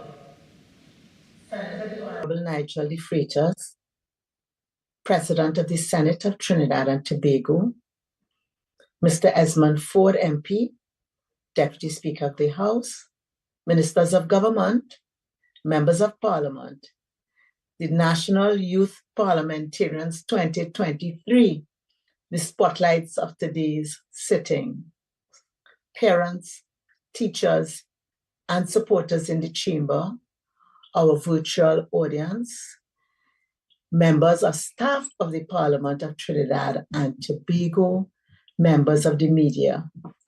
Good afternoon, and what a great day this has been. And I'm sure for our stars today, they've reached a time where they want to release the pressure valve and exhale. It has happened. I am usually so enthused by the National Youth Parliament that on this occasion I insisted that the technology be put to the test to allow me not only to witness this significant event of youth engagement, but also to allow me to join you to express my elation regarding your participation. To each National Youth Parliamentarian 2023, heartfelt congratulations. The fact that you have survived the weeks of intense training, balancing it with your other commitments, is in itself commendable. Your training was intended to immerse you into the life of a parliamentarian, insofar as it relates to performing in the parliamentary chamber, focusing on some of the key roles of a member of parliament: advocacy, representation, and holding the government to account. You were exposed to the mechanisms of prime ministerial questions, questions on notice, and also on matters of which engage matters of educational programs, crime, and the digital divide, all very, current matters in our national landscape. You were also introduced to motions regarding the business of the House and to the technique of debating. You were introduced to the standing orders, which serve as the tools for debate, the etiquette and the dress code of parliamentarians. You had a 6-week period to be transformed from a high school or tertiary level student into a national youth parliamentarian. And I dare say that your transition over the period was remarkable. Having first-hand knowledge of the staff of the Parliament, in whose hands we entrusted your training, I am somewhat sympathetic. I will not be surprised to hear you describe your experience as times that you were pushed, pulled, reconfigured, and possibly reassorted. But I also know that with gratitude, you shall concede that it was all for a good cause and was all worthwhile.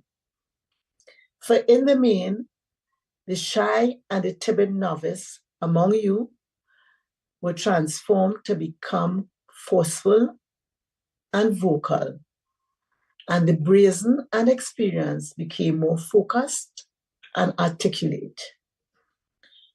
You were collectively emboldened, generally with minimal reference to your speaking notes.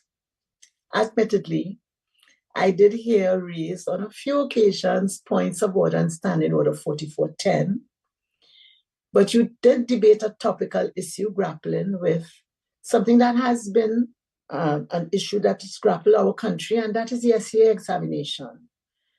The need to reevaluate it and maybe replace it. I refer to the headlines of a June 2022 Daily Express top story, which proclaimed, "Not easy to replace the S.E.A. exam," while a publication by 1TT, a not-for-profit organization, which describes itself as, and I quote, passionately dedicated to achieving sustainable growth and development for Trinidad and Tobago. That article was July 2023, and the title says it all, Loss at Sea, S.E.A. Your contributions today for and against the motion have shown that you researched the topic well, that you harnessed an understanding of the issues, you appreciated the dilemma, and that you were prepared to offer solutions as the opposition offered the capper. While the year 2023, as Atiba reference, has been declared by the Commonwealth the Year of Youth, I am particularly pleased to inform that this is our 20th National Youth Parliament. Even throughout the pandemic, we found a way to maintain the Parliament's effort to engage our youth and to demystify parliamentary practice and procedure by engaging youth in critical national issues, and in your case, on a development issue which affects the lives of many youth who do not and may not have the opportunity to be heard. You, national youth parliamentarians, are now far removed from the S.E.A., but you were able to bring your past experience and your widespread research to advocate for and represent the interests of your constituents, in this case, the children of Trinidad and Tobago. Yes, youth must speak. Youth must speak on and for youth.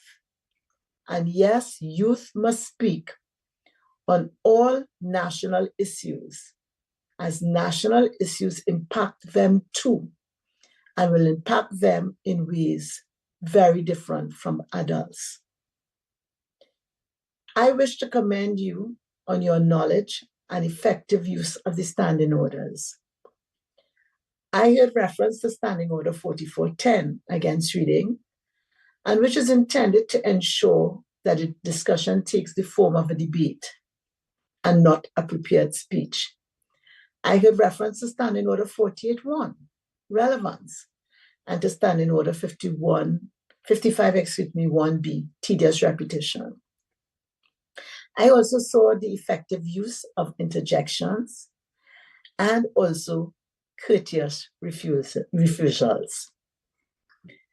I do hope, though, that the member got the speaker's leave to display. While singling out of participants can be misconstrued, I hope that no one will take offense if I made mention of my counterpart, Mr. Speaker, who has the unique role of ensuring that the rules of engagement are enforced with impartiality, and that he ensures that the discussion continues in the interests of the citizens. Mr. Speaker, you knew your standing orders well, tedious repetition, and the caution you gave. Standing Order 44-2, returning of the back to the chair. You were particularly gracious in encouraging the conversation when one member stuck when you reminded her about tedious reputation. You also quickly spotted insulting language and called upon the Minister of Finance to apologize, which the Minister of Finance unreservedly did. Special congratulations are extended to you, Mr. Speaker, at your earnest attempt to ensure compliance with the standing orders. The role of a presiding officer can be somewhat daunting, but it is an ever rewarding one if exercised correctly. I have no doubt, Mr. Speaker, that you have found your experience an extremely enriching one. I also pay particular note to the fact that the female leadership was alive and well in this National Youth Parliament 2023. I must confess, at first, I was getting worried and asked myself, where were the male voices? But when they showed up, they showed up. I particularly recall the contribution of the Minister of Health, which, if he wasn't the first male voice, he was among the first male voices to join the conversation. Every one of you who participated in this exercise, in my view, is a winner, as you have learned something new. You simulated a very foundational aspect of parliamentary democracy. I want to say to the members who may have stuck at a point, even you learned, in that you could consider this stage fright done behind you. And I always recall the statement made by one of our existing leaders, very articulate man, who spoke about the first time that he appeared on the stage of the Queen's Hall to perform. And he had rehearsed and he had rehearsed and he had rehearsed. And when his time came, he froze. But the lesson was, that was the last time that he was found speechless. So I say to you all, if you're stuck, don't let that stick you forever. Done, déjà vu. Move on to your next occasion, which I'm certain will be much better. A question which is usually raised by many participants is, what's next? My response to you is that it is entirely up to you. Our desire is that we have opened a small aperture for you, which will interest you sufficiently to continue your interest in the happenings in Parliament, to interest you that you will become our active ambassadors in demystifying parliamentary democracy, to encourage you that some of you will aspire to be members of Parliament. Overall, to remain engaged, as the democracy is only strong when there exist engaged citizens and participatory citizens. It will be remiss of me not to mention our organizers and trainers, our committed staff, and some of our members of Parliament who actively engaged in the process of preparation of this cohort. Heartfelt thanks to you all for so generously giving of your time, talent, experience, and knowledge.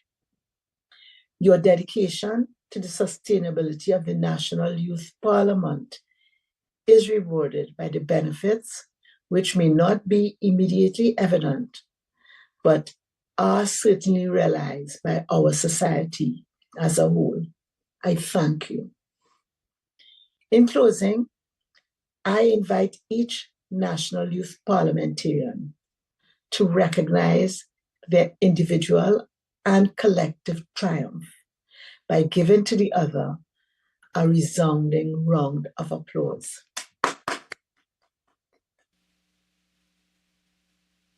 Once again, congratulations. And I hope to see you again as you engage in the National Youth Parliamentary Alumni and in other avenues of citizen engagement, and more so in the democratic processes of our beloved Twin Island Republic, Trinidad and Tobago. I thank you. Enjoy the remainder of your afternoon, and best wishes in all the positive paths which should spring from this experience. Good evening.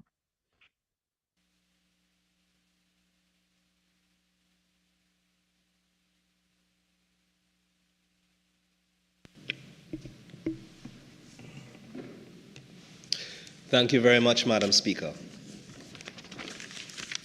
Now we have come to the part of the proceedings where we're going to distribute some tokens to our youth parliamentarians. And I think that those tokens, from what I've seen, those tokens are very well deserved. Yeah? All right. So we begin. And to begin the distribution of the tokens, I would like to call on the Deputy Speaker and Member of Parliament for Tunapuna, Mr. Esmond Ford.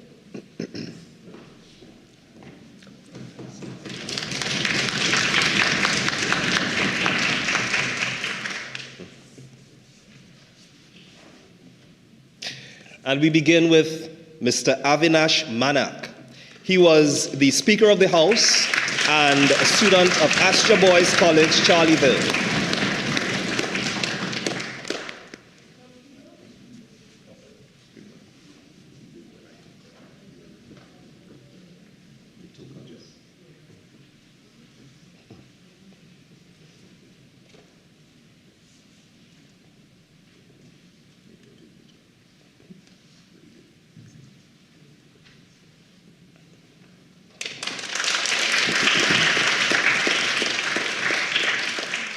Next, Ms. Ariana Beery from the Trinidad and Tobago Youth Advocacy Network.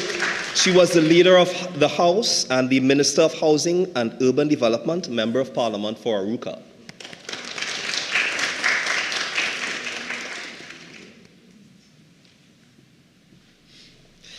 Next, Ms. Sada Bandu, Bishop Anstey High School East and Trinity College East, Prime Minister, Member of Parliament for Diego Martin West.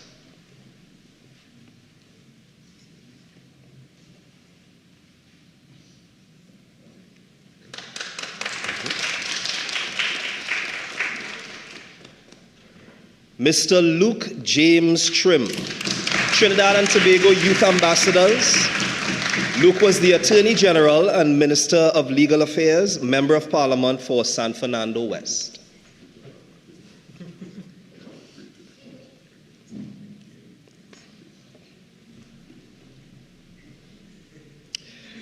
Mr. Sherion Rogers, Bessany Secondary School, Minister of Finance, Member of Parliament for Diego Martin Northeast.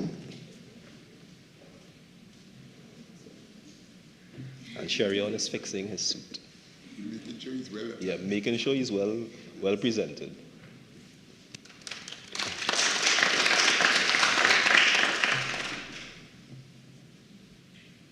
Ms. Tivana Ramlokan, Parvati Girls Hindu College, Minister of Energy and Energy Industries, Member for Port of Spain North.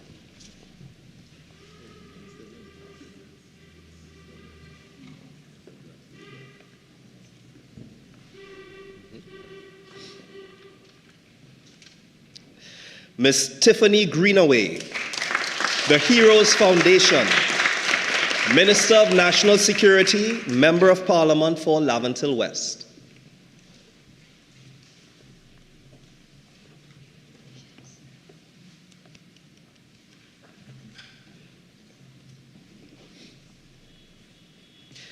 Mr. Zion Benjamin, the Heroes Foundation, Minister of Health and Member of Parliament for St. Joseph.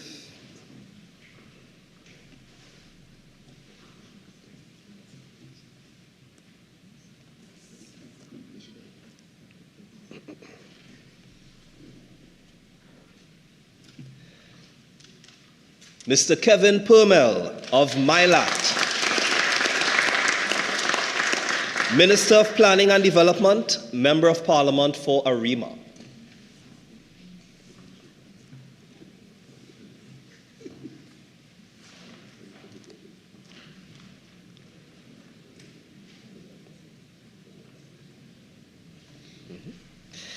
Next, Ms. Denisha Manning. Denisha is from the Tobago Youth Council, and she was the Minister in the Office of the Prime Minister, Gender and Child Affairs, and Member of Parliament for Tobago East.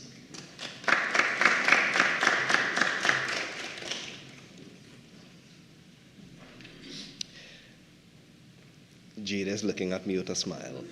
Jada Charles of the Tobago Updates, Minister of Sport and Community Development, Member for Tobago West.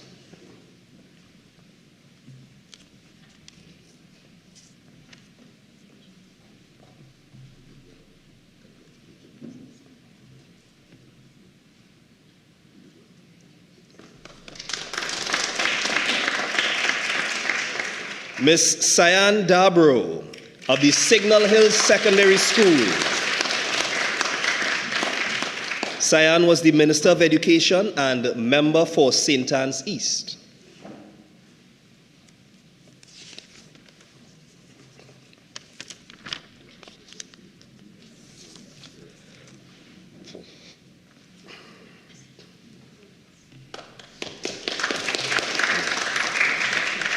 And we say thank you to MP Ford, and we invite the Minister of Sport and Community Development and Member of Parliament for Tobago West, Mrs. Shamfa Kujo Lewis.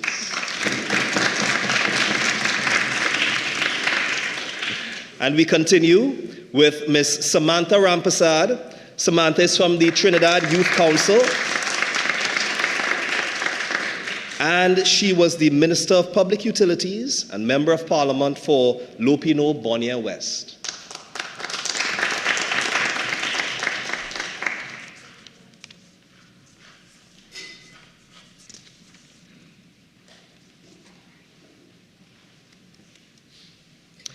Miss Janika Punch of Holy Faith Convent in Cuba. Janika was the Minister of Labor and Member of Parliament for La Brea.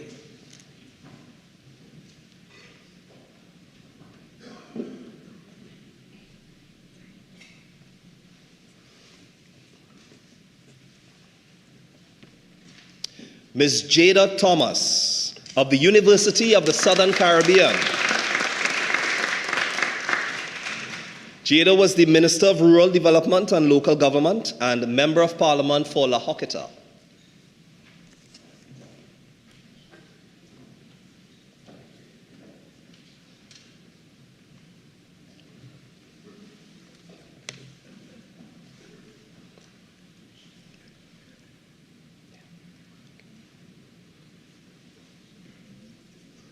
Ms. Shanice Cyrus of Serval South Central.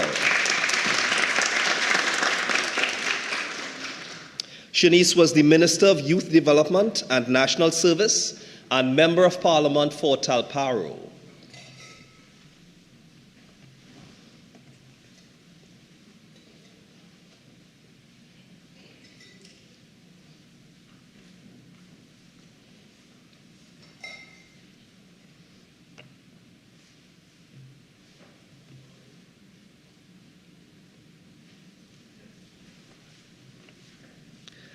Tabitha Thompson of Ayuri High School. Tabitha was the Deputy Speaker and Member of Parliament for Tunapuna.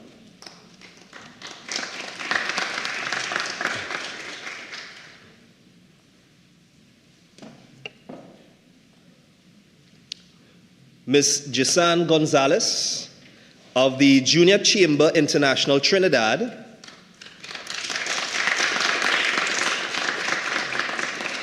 Jisan was the Minister of Digital Transformation and Member of Parliament for Diego Martin Central.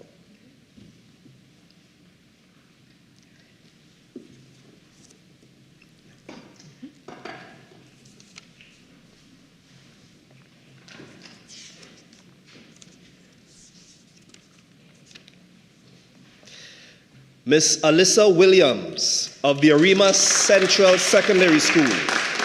Alyssa was the Minister of Social Development and Family Services, member for Maloney.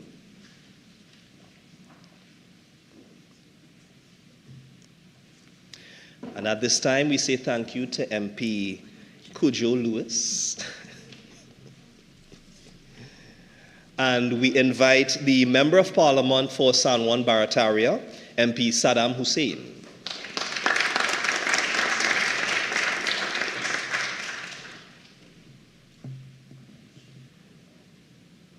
And we continue with Ms. Kira Mitchell. Kira is from Faizabad Secondary School, and she was the Minister of Works and Transport and Member of Parliament for MOVA.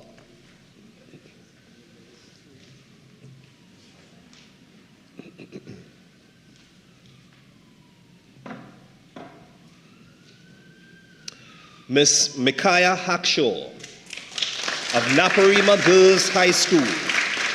Micaiah was the Minister in the Ministry of Education and Member of Parliament for Dabadi Omera.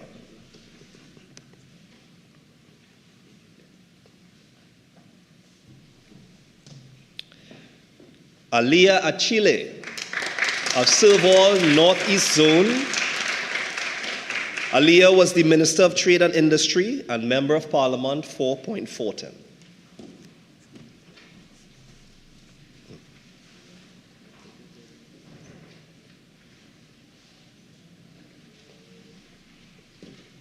Ms. Chantal Foster of the Barataria South Secondary School. Chantal was the Minister of Public Administration and Member of Parliament for Toko Sangre Grande.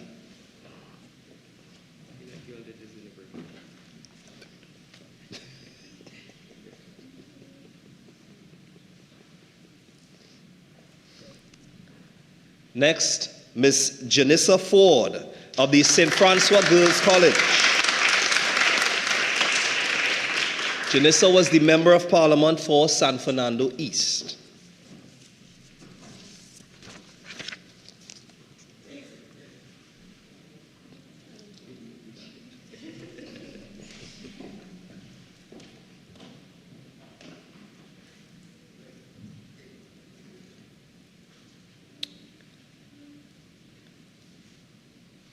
And next we have Kayla Ambika Sukdeo of the University of the West Indies. She was the Member of Parliament for Laventille West, but I'm advised that Kayla had to leave a bit early today. So let's just give her a round of applause.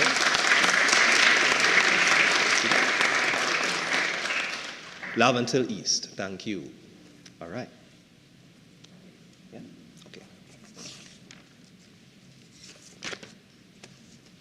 And we say thank you to MP Hussein. As we invite the Minister of Public Utilities and Member of Parliament for Lopino Bonnier West, the Honorable Mr. Marvin Gonzalez.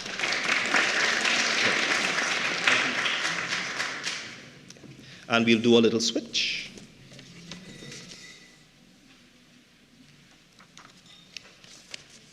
As we begin the opposition bench.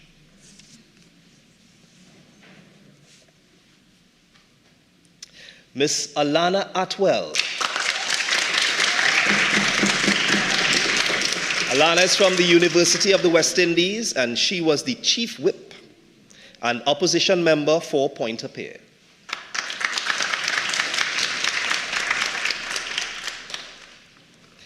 Next, Ms. Cheyenne Saint-Hilaire. Yeah. Cheyenne is from the University of the West Indies, and she was the leader of the opposition and member of parliament for S.E.A.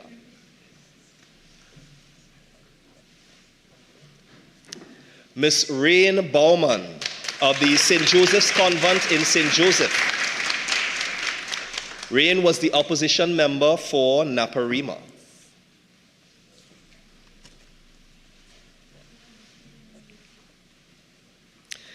Miss Anissa Bagwandine of the Princestown West Secondary School. Anissa was the opposition member for Princestown. Next, we have Mr. Dinesh Mahadio. Dinesh is from the Vishnu Boys Hindu College, and he was the opposition member for Couva South.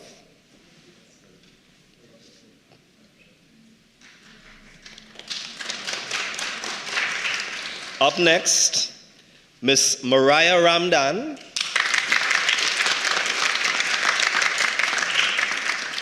Mariah is from the Trinidad and Tobago Youth Advocacy Network, and she was the opposition member for Kumutu.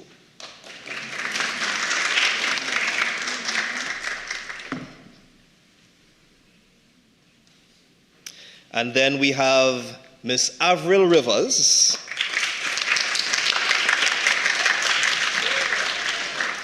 Avril is from the Goodwood Secondary School, and today she was the opposition member for Oropouche East.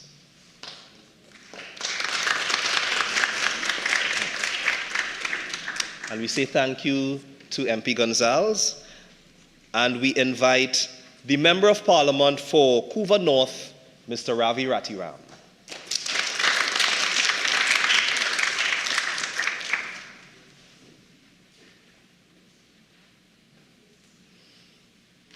We continue with Ms. Jira Gajadar. Jira attends the Hillview College, and she was the opposition member for Couva North.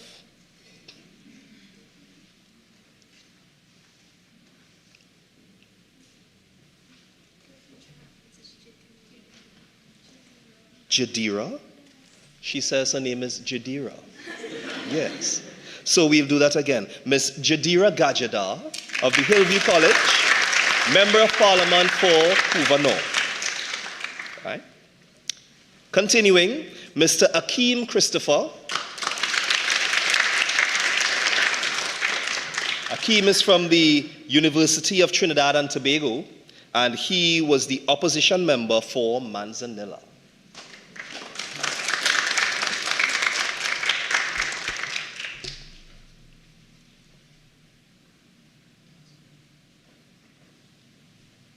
Next, Miss Kaylee Lewis.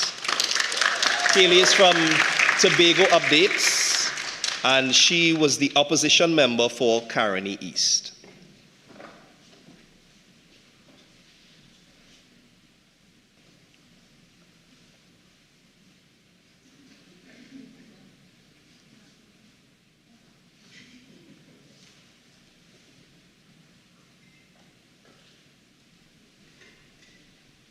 Next, Mr. Ethan Grant of Milat.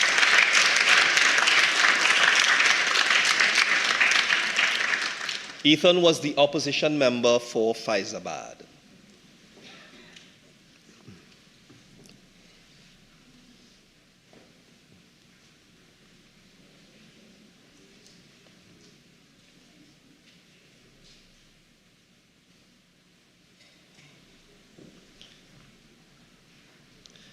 Next, Miss Shekinah McLeod of the Serval South Central Zone. Shekinah was the opposition member for Caroni Central.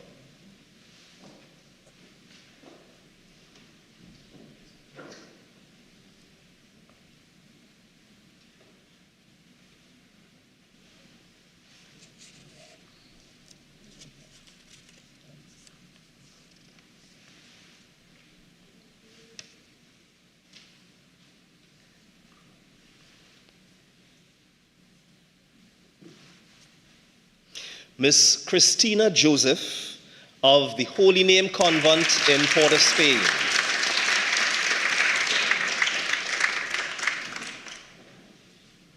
Christina was the opposition member for Barataria.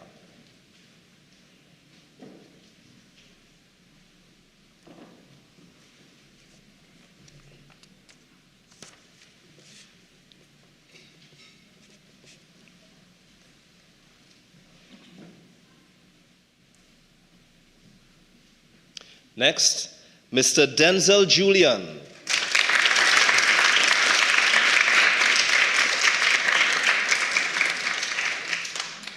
Denzel is from the Trinidad Youth Council, and he was the opposition member for Moruga.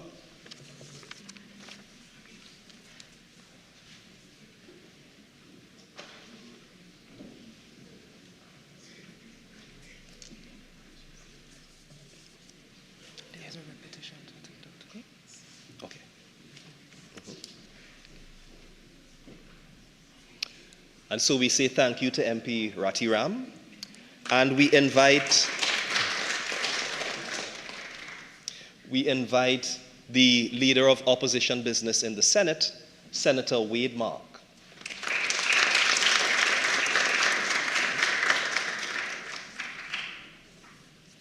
And we continue with Ms. Destiny Rivas of the Southeast Port of Spain Secondary School.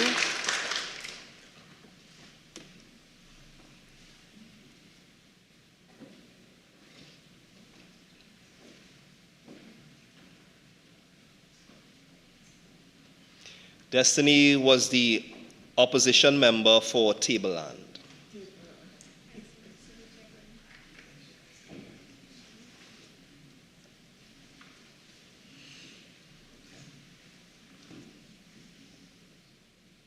Miss Barika Jack.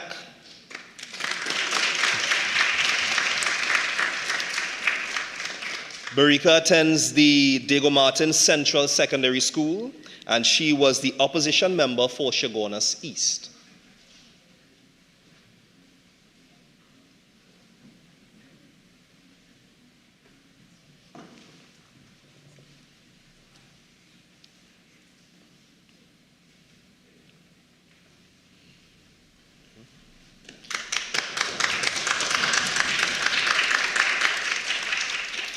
Next, Miss Anya Nero.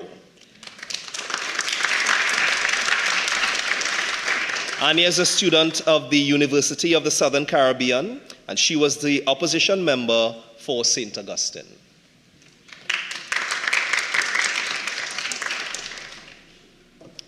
Miss Gabrielle Maharaj. Gabrielle is a student of the Dibe Secondary School, and she was the opposition member for Chaguanas West.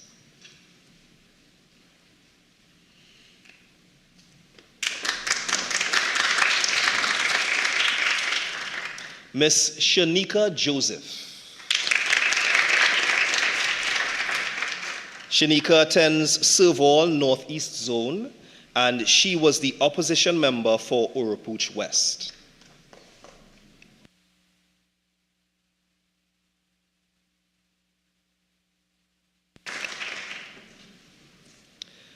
Mr. Delani Knights.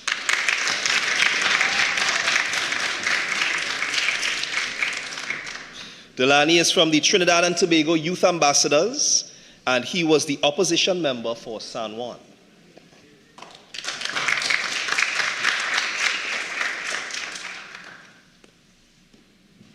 Next, we have Miss Genial Raphael.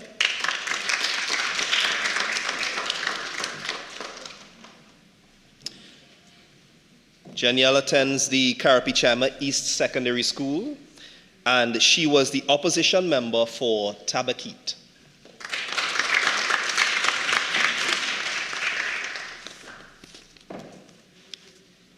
And we say thank you to Senator Mark.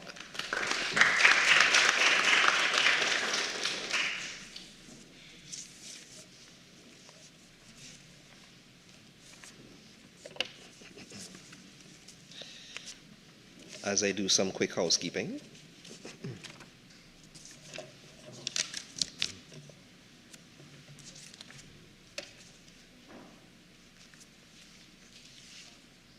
What? Oh, you all are waiting for me to let you all know who the top debaters are.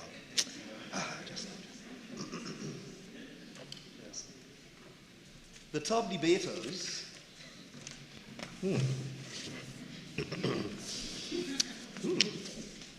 The top debaters. Am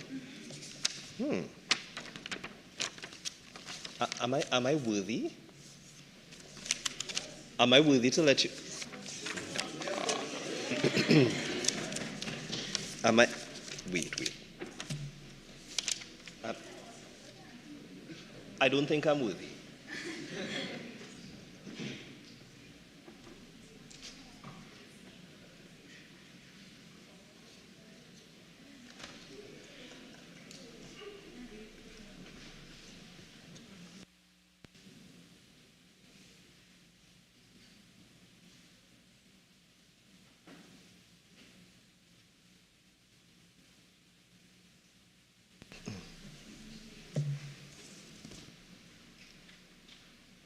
Paul.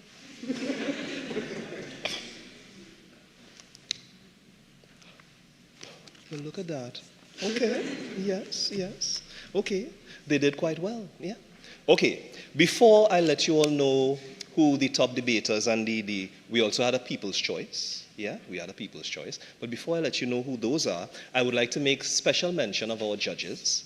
Our judges, they're seated in the media gallery. Yeah. They are Senator Lawrence Hislop, MP Vandana Mohit. Yeah. Right. Next we have MP Vandana Mohit. And we have former National Youth Parliamentarian Shanta Sipasad.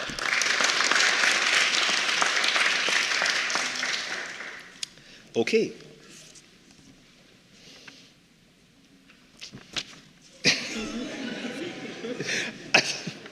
I love the suspense. Sorry, okay? All right. So we'll go from 3 to 1, and then we have somebody who, oh my goodness, if I only let him know, he might be so angry that he missed out by 1 point. 1 point. Okay? All right. But it is my duty to break the news to you all, so here we go. Third place, best debater. The third place best debater is, we have a drum roll in the PA system. Oh, fantastic. Very well. Third place is Mr. Denzel Julian.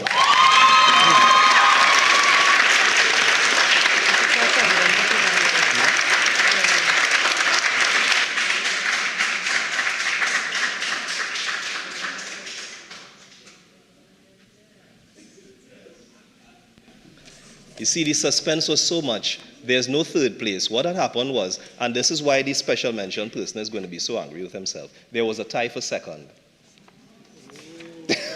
Check Denzel's face. Come, Denzel, come. Right? So, what we're going to do, we are going to call on the President of the Senate, Senator the Honorable Nigel De Freitas, to present the token. Right? And so, tying for second place, we have Mr. Denzel Julian.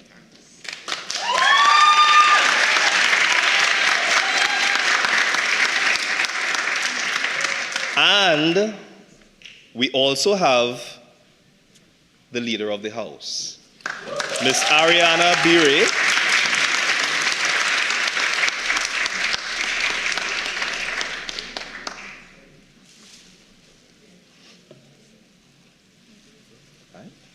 Both Denzel and Ariana, they scored 138 points. So could we have a photo with our 2 second place?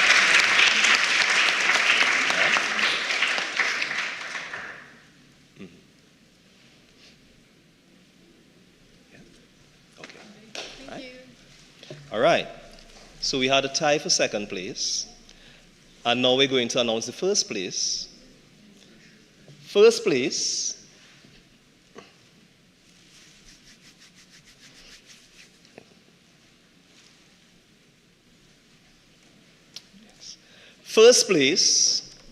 best debater, the Minister of Sport and Community Development, Member of Parliament for Tobago West,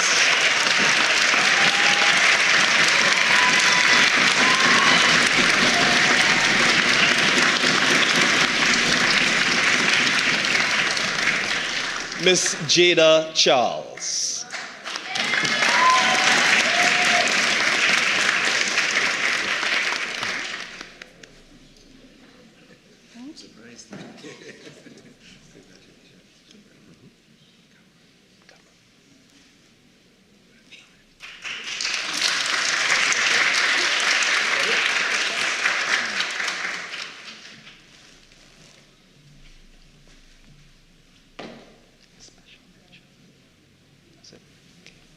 Thank you, Mr. President.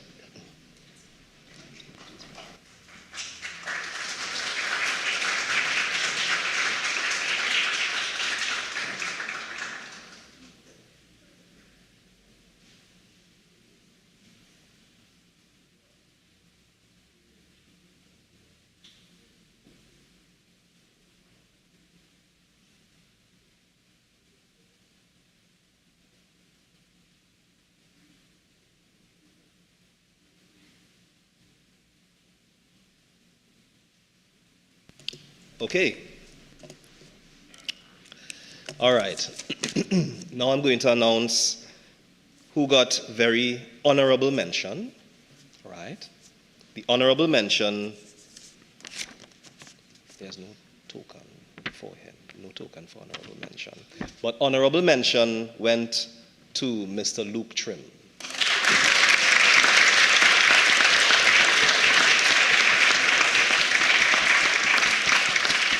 Luke was our Attorney General and Member of Parliament for San Fernando West.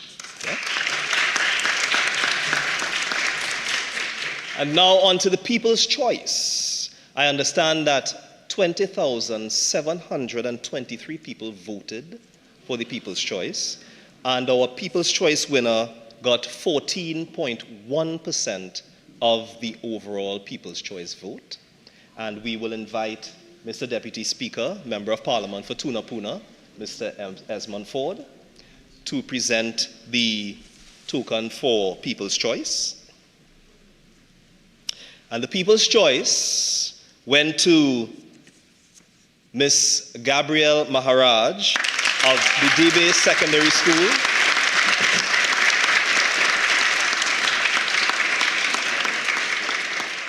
Gabrielle was the member for Chaguanas West.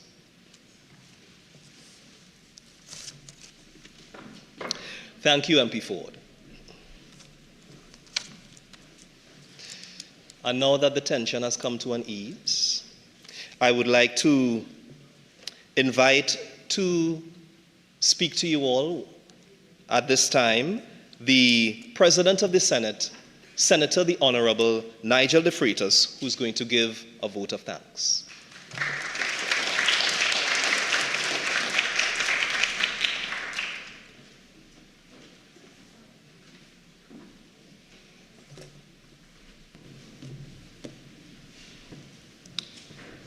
Speaker of the House of Representatives, the Honorable Bridget Anisette George, MP, who is with us virtually, and you all saw her talk to you all a little bit earlier when she brought her greetings. Ministers and other members of Parliament, staff, the public, and those without whom this day would not be possible. Our cadre of youth parliamentarians. Give yourselves a round of applause.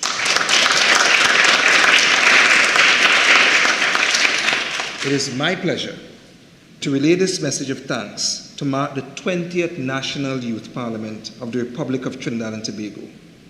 As I ponder on today's proceedings, I am moved by the words of Sophocles, who said, "Without labor, nothing prospers."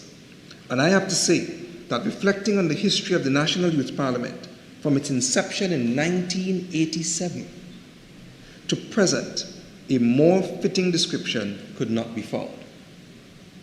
Under the auspices of the Executive Committee of the Trinidad and Tobago branch of the Commonwealth Parliamentary Association, the Republic of Trinidad and Tobago, the National Youth Parliament is an initiative where youth can be not just recognized, but they can also be heard.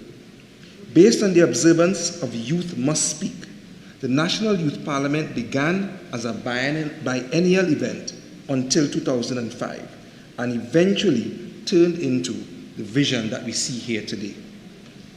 The Youth Parliament is now a recognized platform where youth brings awareness to various issues and is a means to which youth can contribute to social dialogue and decision-making. I am beyond proud of you, and if I may say, being youth adjacent and serving in this public office, I am pleased to see that this is our budding future of Trinidad and Tobago.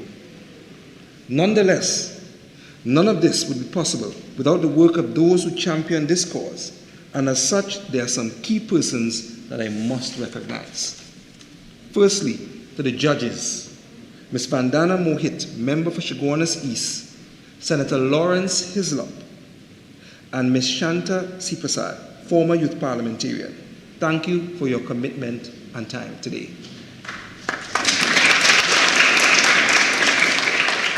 To Mr. Saddam Hussein, Member of Parliament for Barataria San Juan, and Senator Anthony Vera, SC, thank you for taking the time to give of yourself and for nurturing our debaters. As you can see, they did a very good job today. To our expert team leads and facilitators, such as Ms. Keisha Peterkin, Ms. Chantal LaRoche, Ms. Colleen Holder, Mr. Johnson Greenwich, and the Caribbean School of Etiquette, thank you for being a guiding and refining light. I now turn to the National Infrastructure Development Company Limited and the Association of Female Executives of Trinidad and Tobago, with whom I am most pleased for your dedication and unwavering generosity. You brought this entire process to fruition, and we salute your efforts. To the members of Parliament who took the time out of their busy schedule to come and take a look at you all debating today, to those that took the time out to look at it online and on television, we say thank you for your appreciation as well. To the staff of the Parliamentary Secretariat, the Office of the Marshal, Hansard, and the Corporate Communications Department, and most notably, the National Youth Parliament coordinating team, a round of applause goes out to you for all the work that you've done for making this day possible. Finally, I must give recognition to the youth parliamentarians themselves. Your enthusiasm and vibrancy bodes auspiciously for the future, and I urge you to continue along the path of advocacy and skills building. To everyone present with us today, both in person and electronically, I would like to extend continued well wishes. But most importantly, we must thank the parents, the teachers, and the siblings for ensuring that you all have the tenacity and the skill set to continue the skills that you've learned and trained for that allowed you to execute so well in terms of debating today. It's a skill set that you're going to continue to use as you develop into life, whether you're applying for jobs, whether you're negotiating for better terms and deals, whatever it is, this is something that is going to be part of you. And for that, like I said, give your parents, give your teachers, give all of your mentors, and most importantly, give yourselves the biggest round of applause.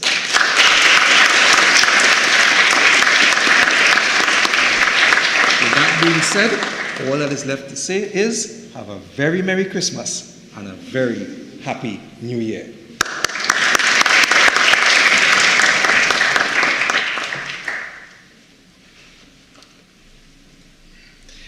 Thank you very much, Senator De Freitas. Just a few brief notes. I'm sorry, Chantal. Don't look at me like how they look at me. Oh.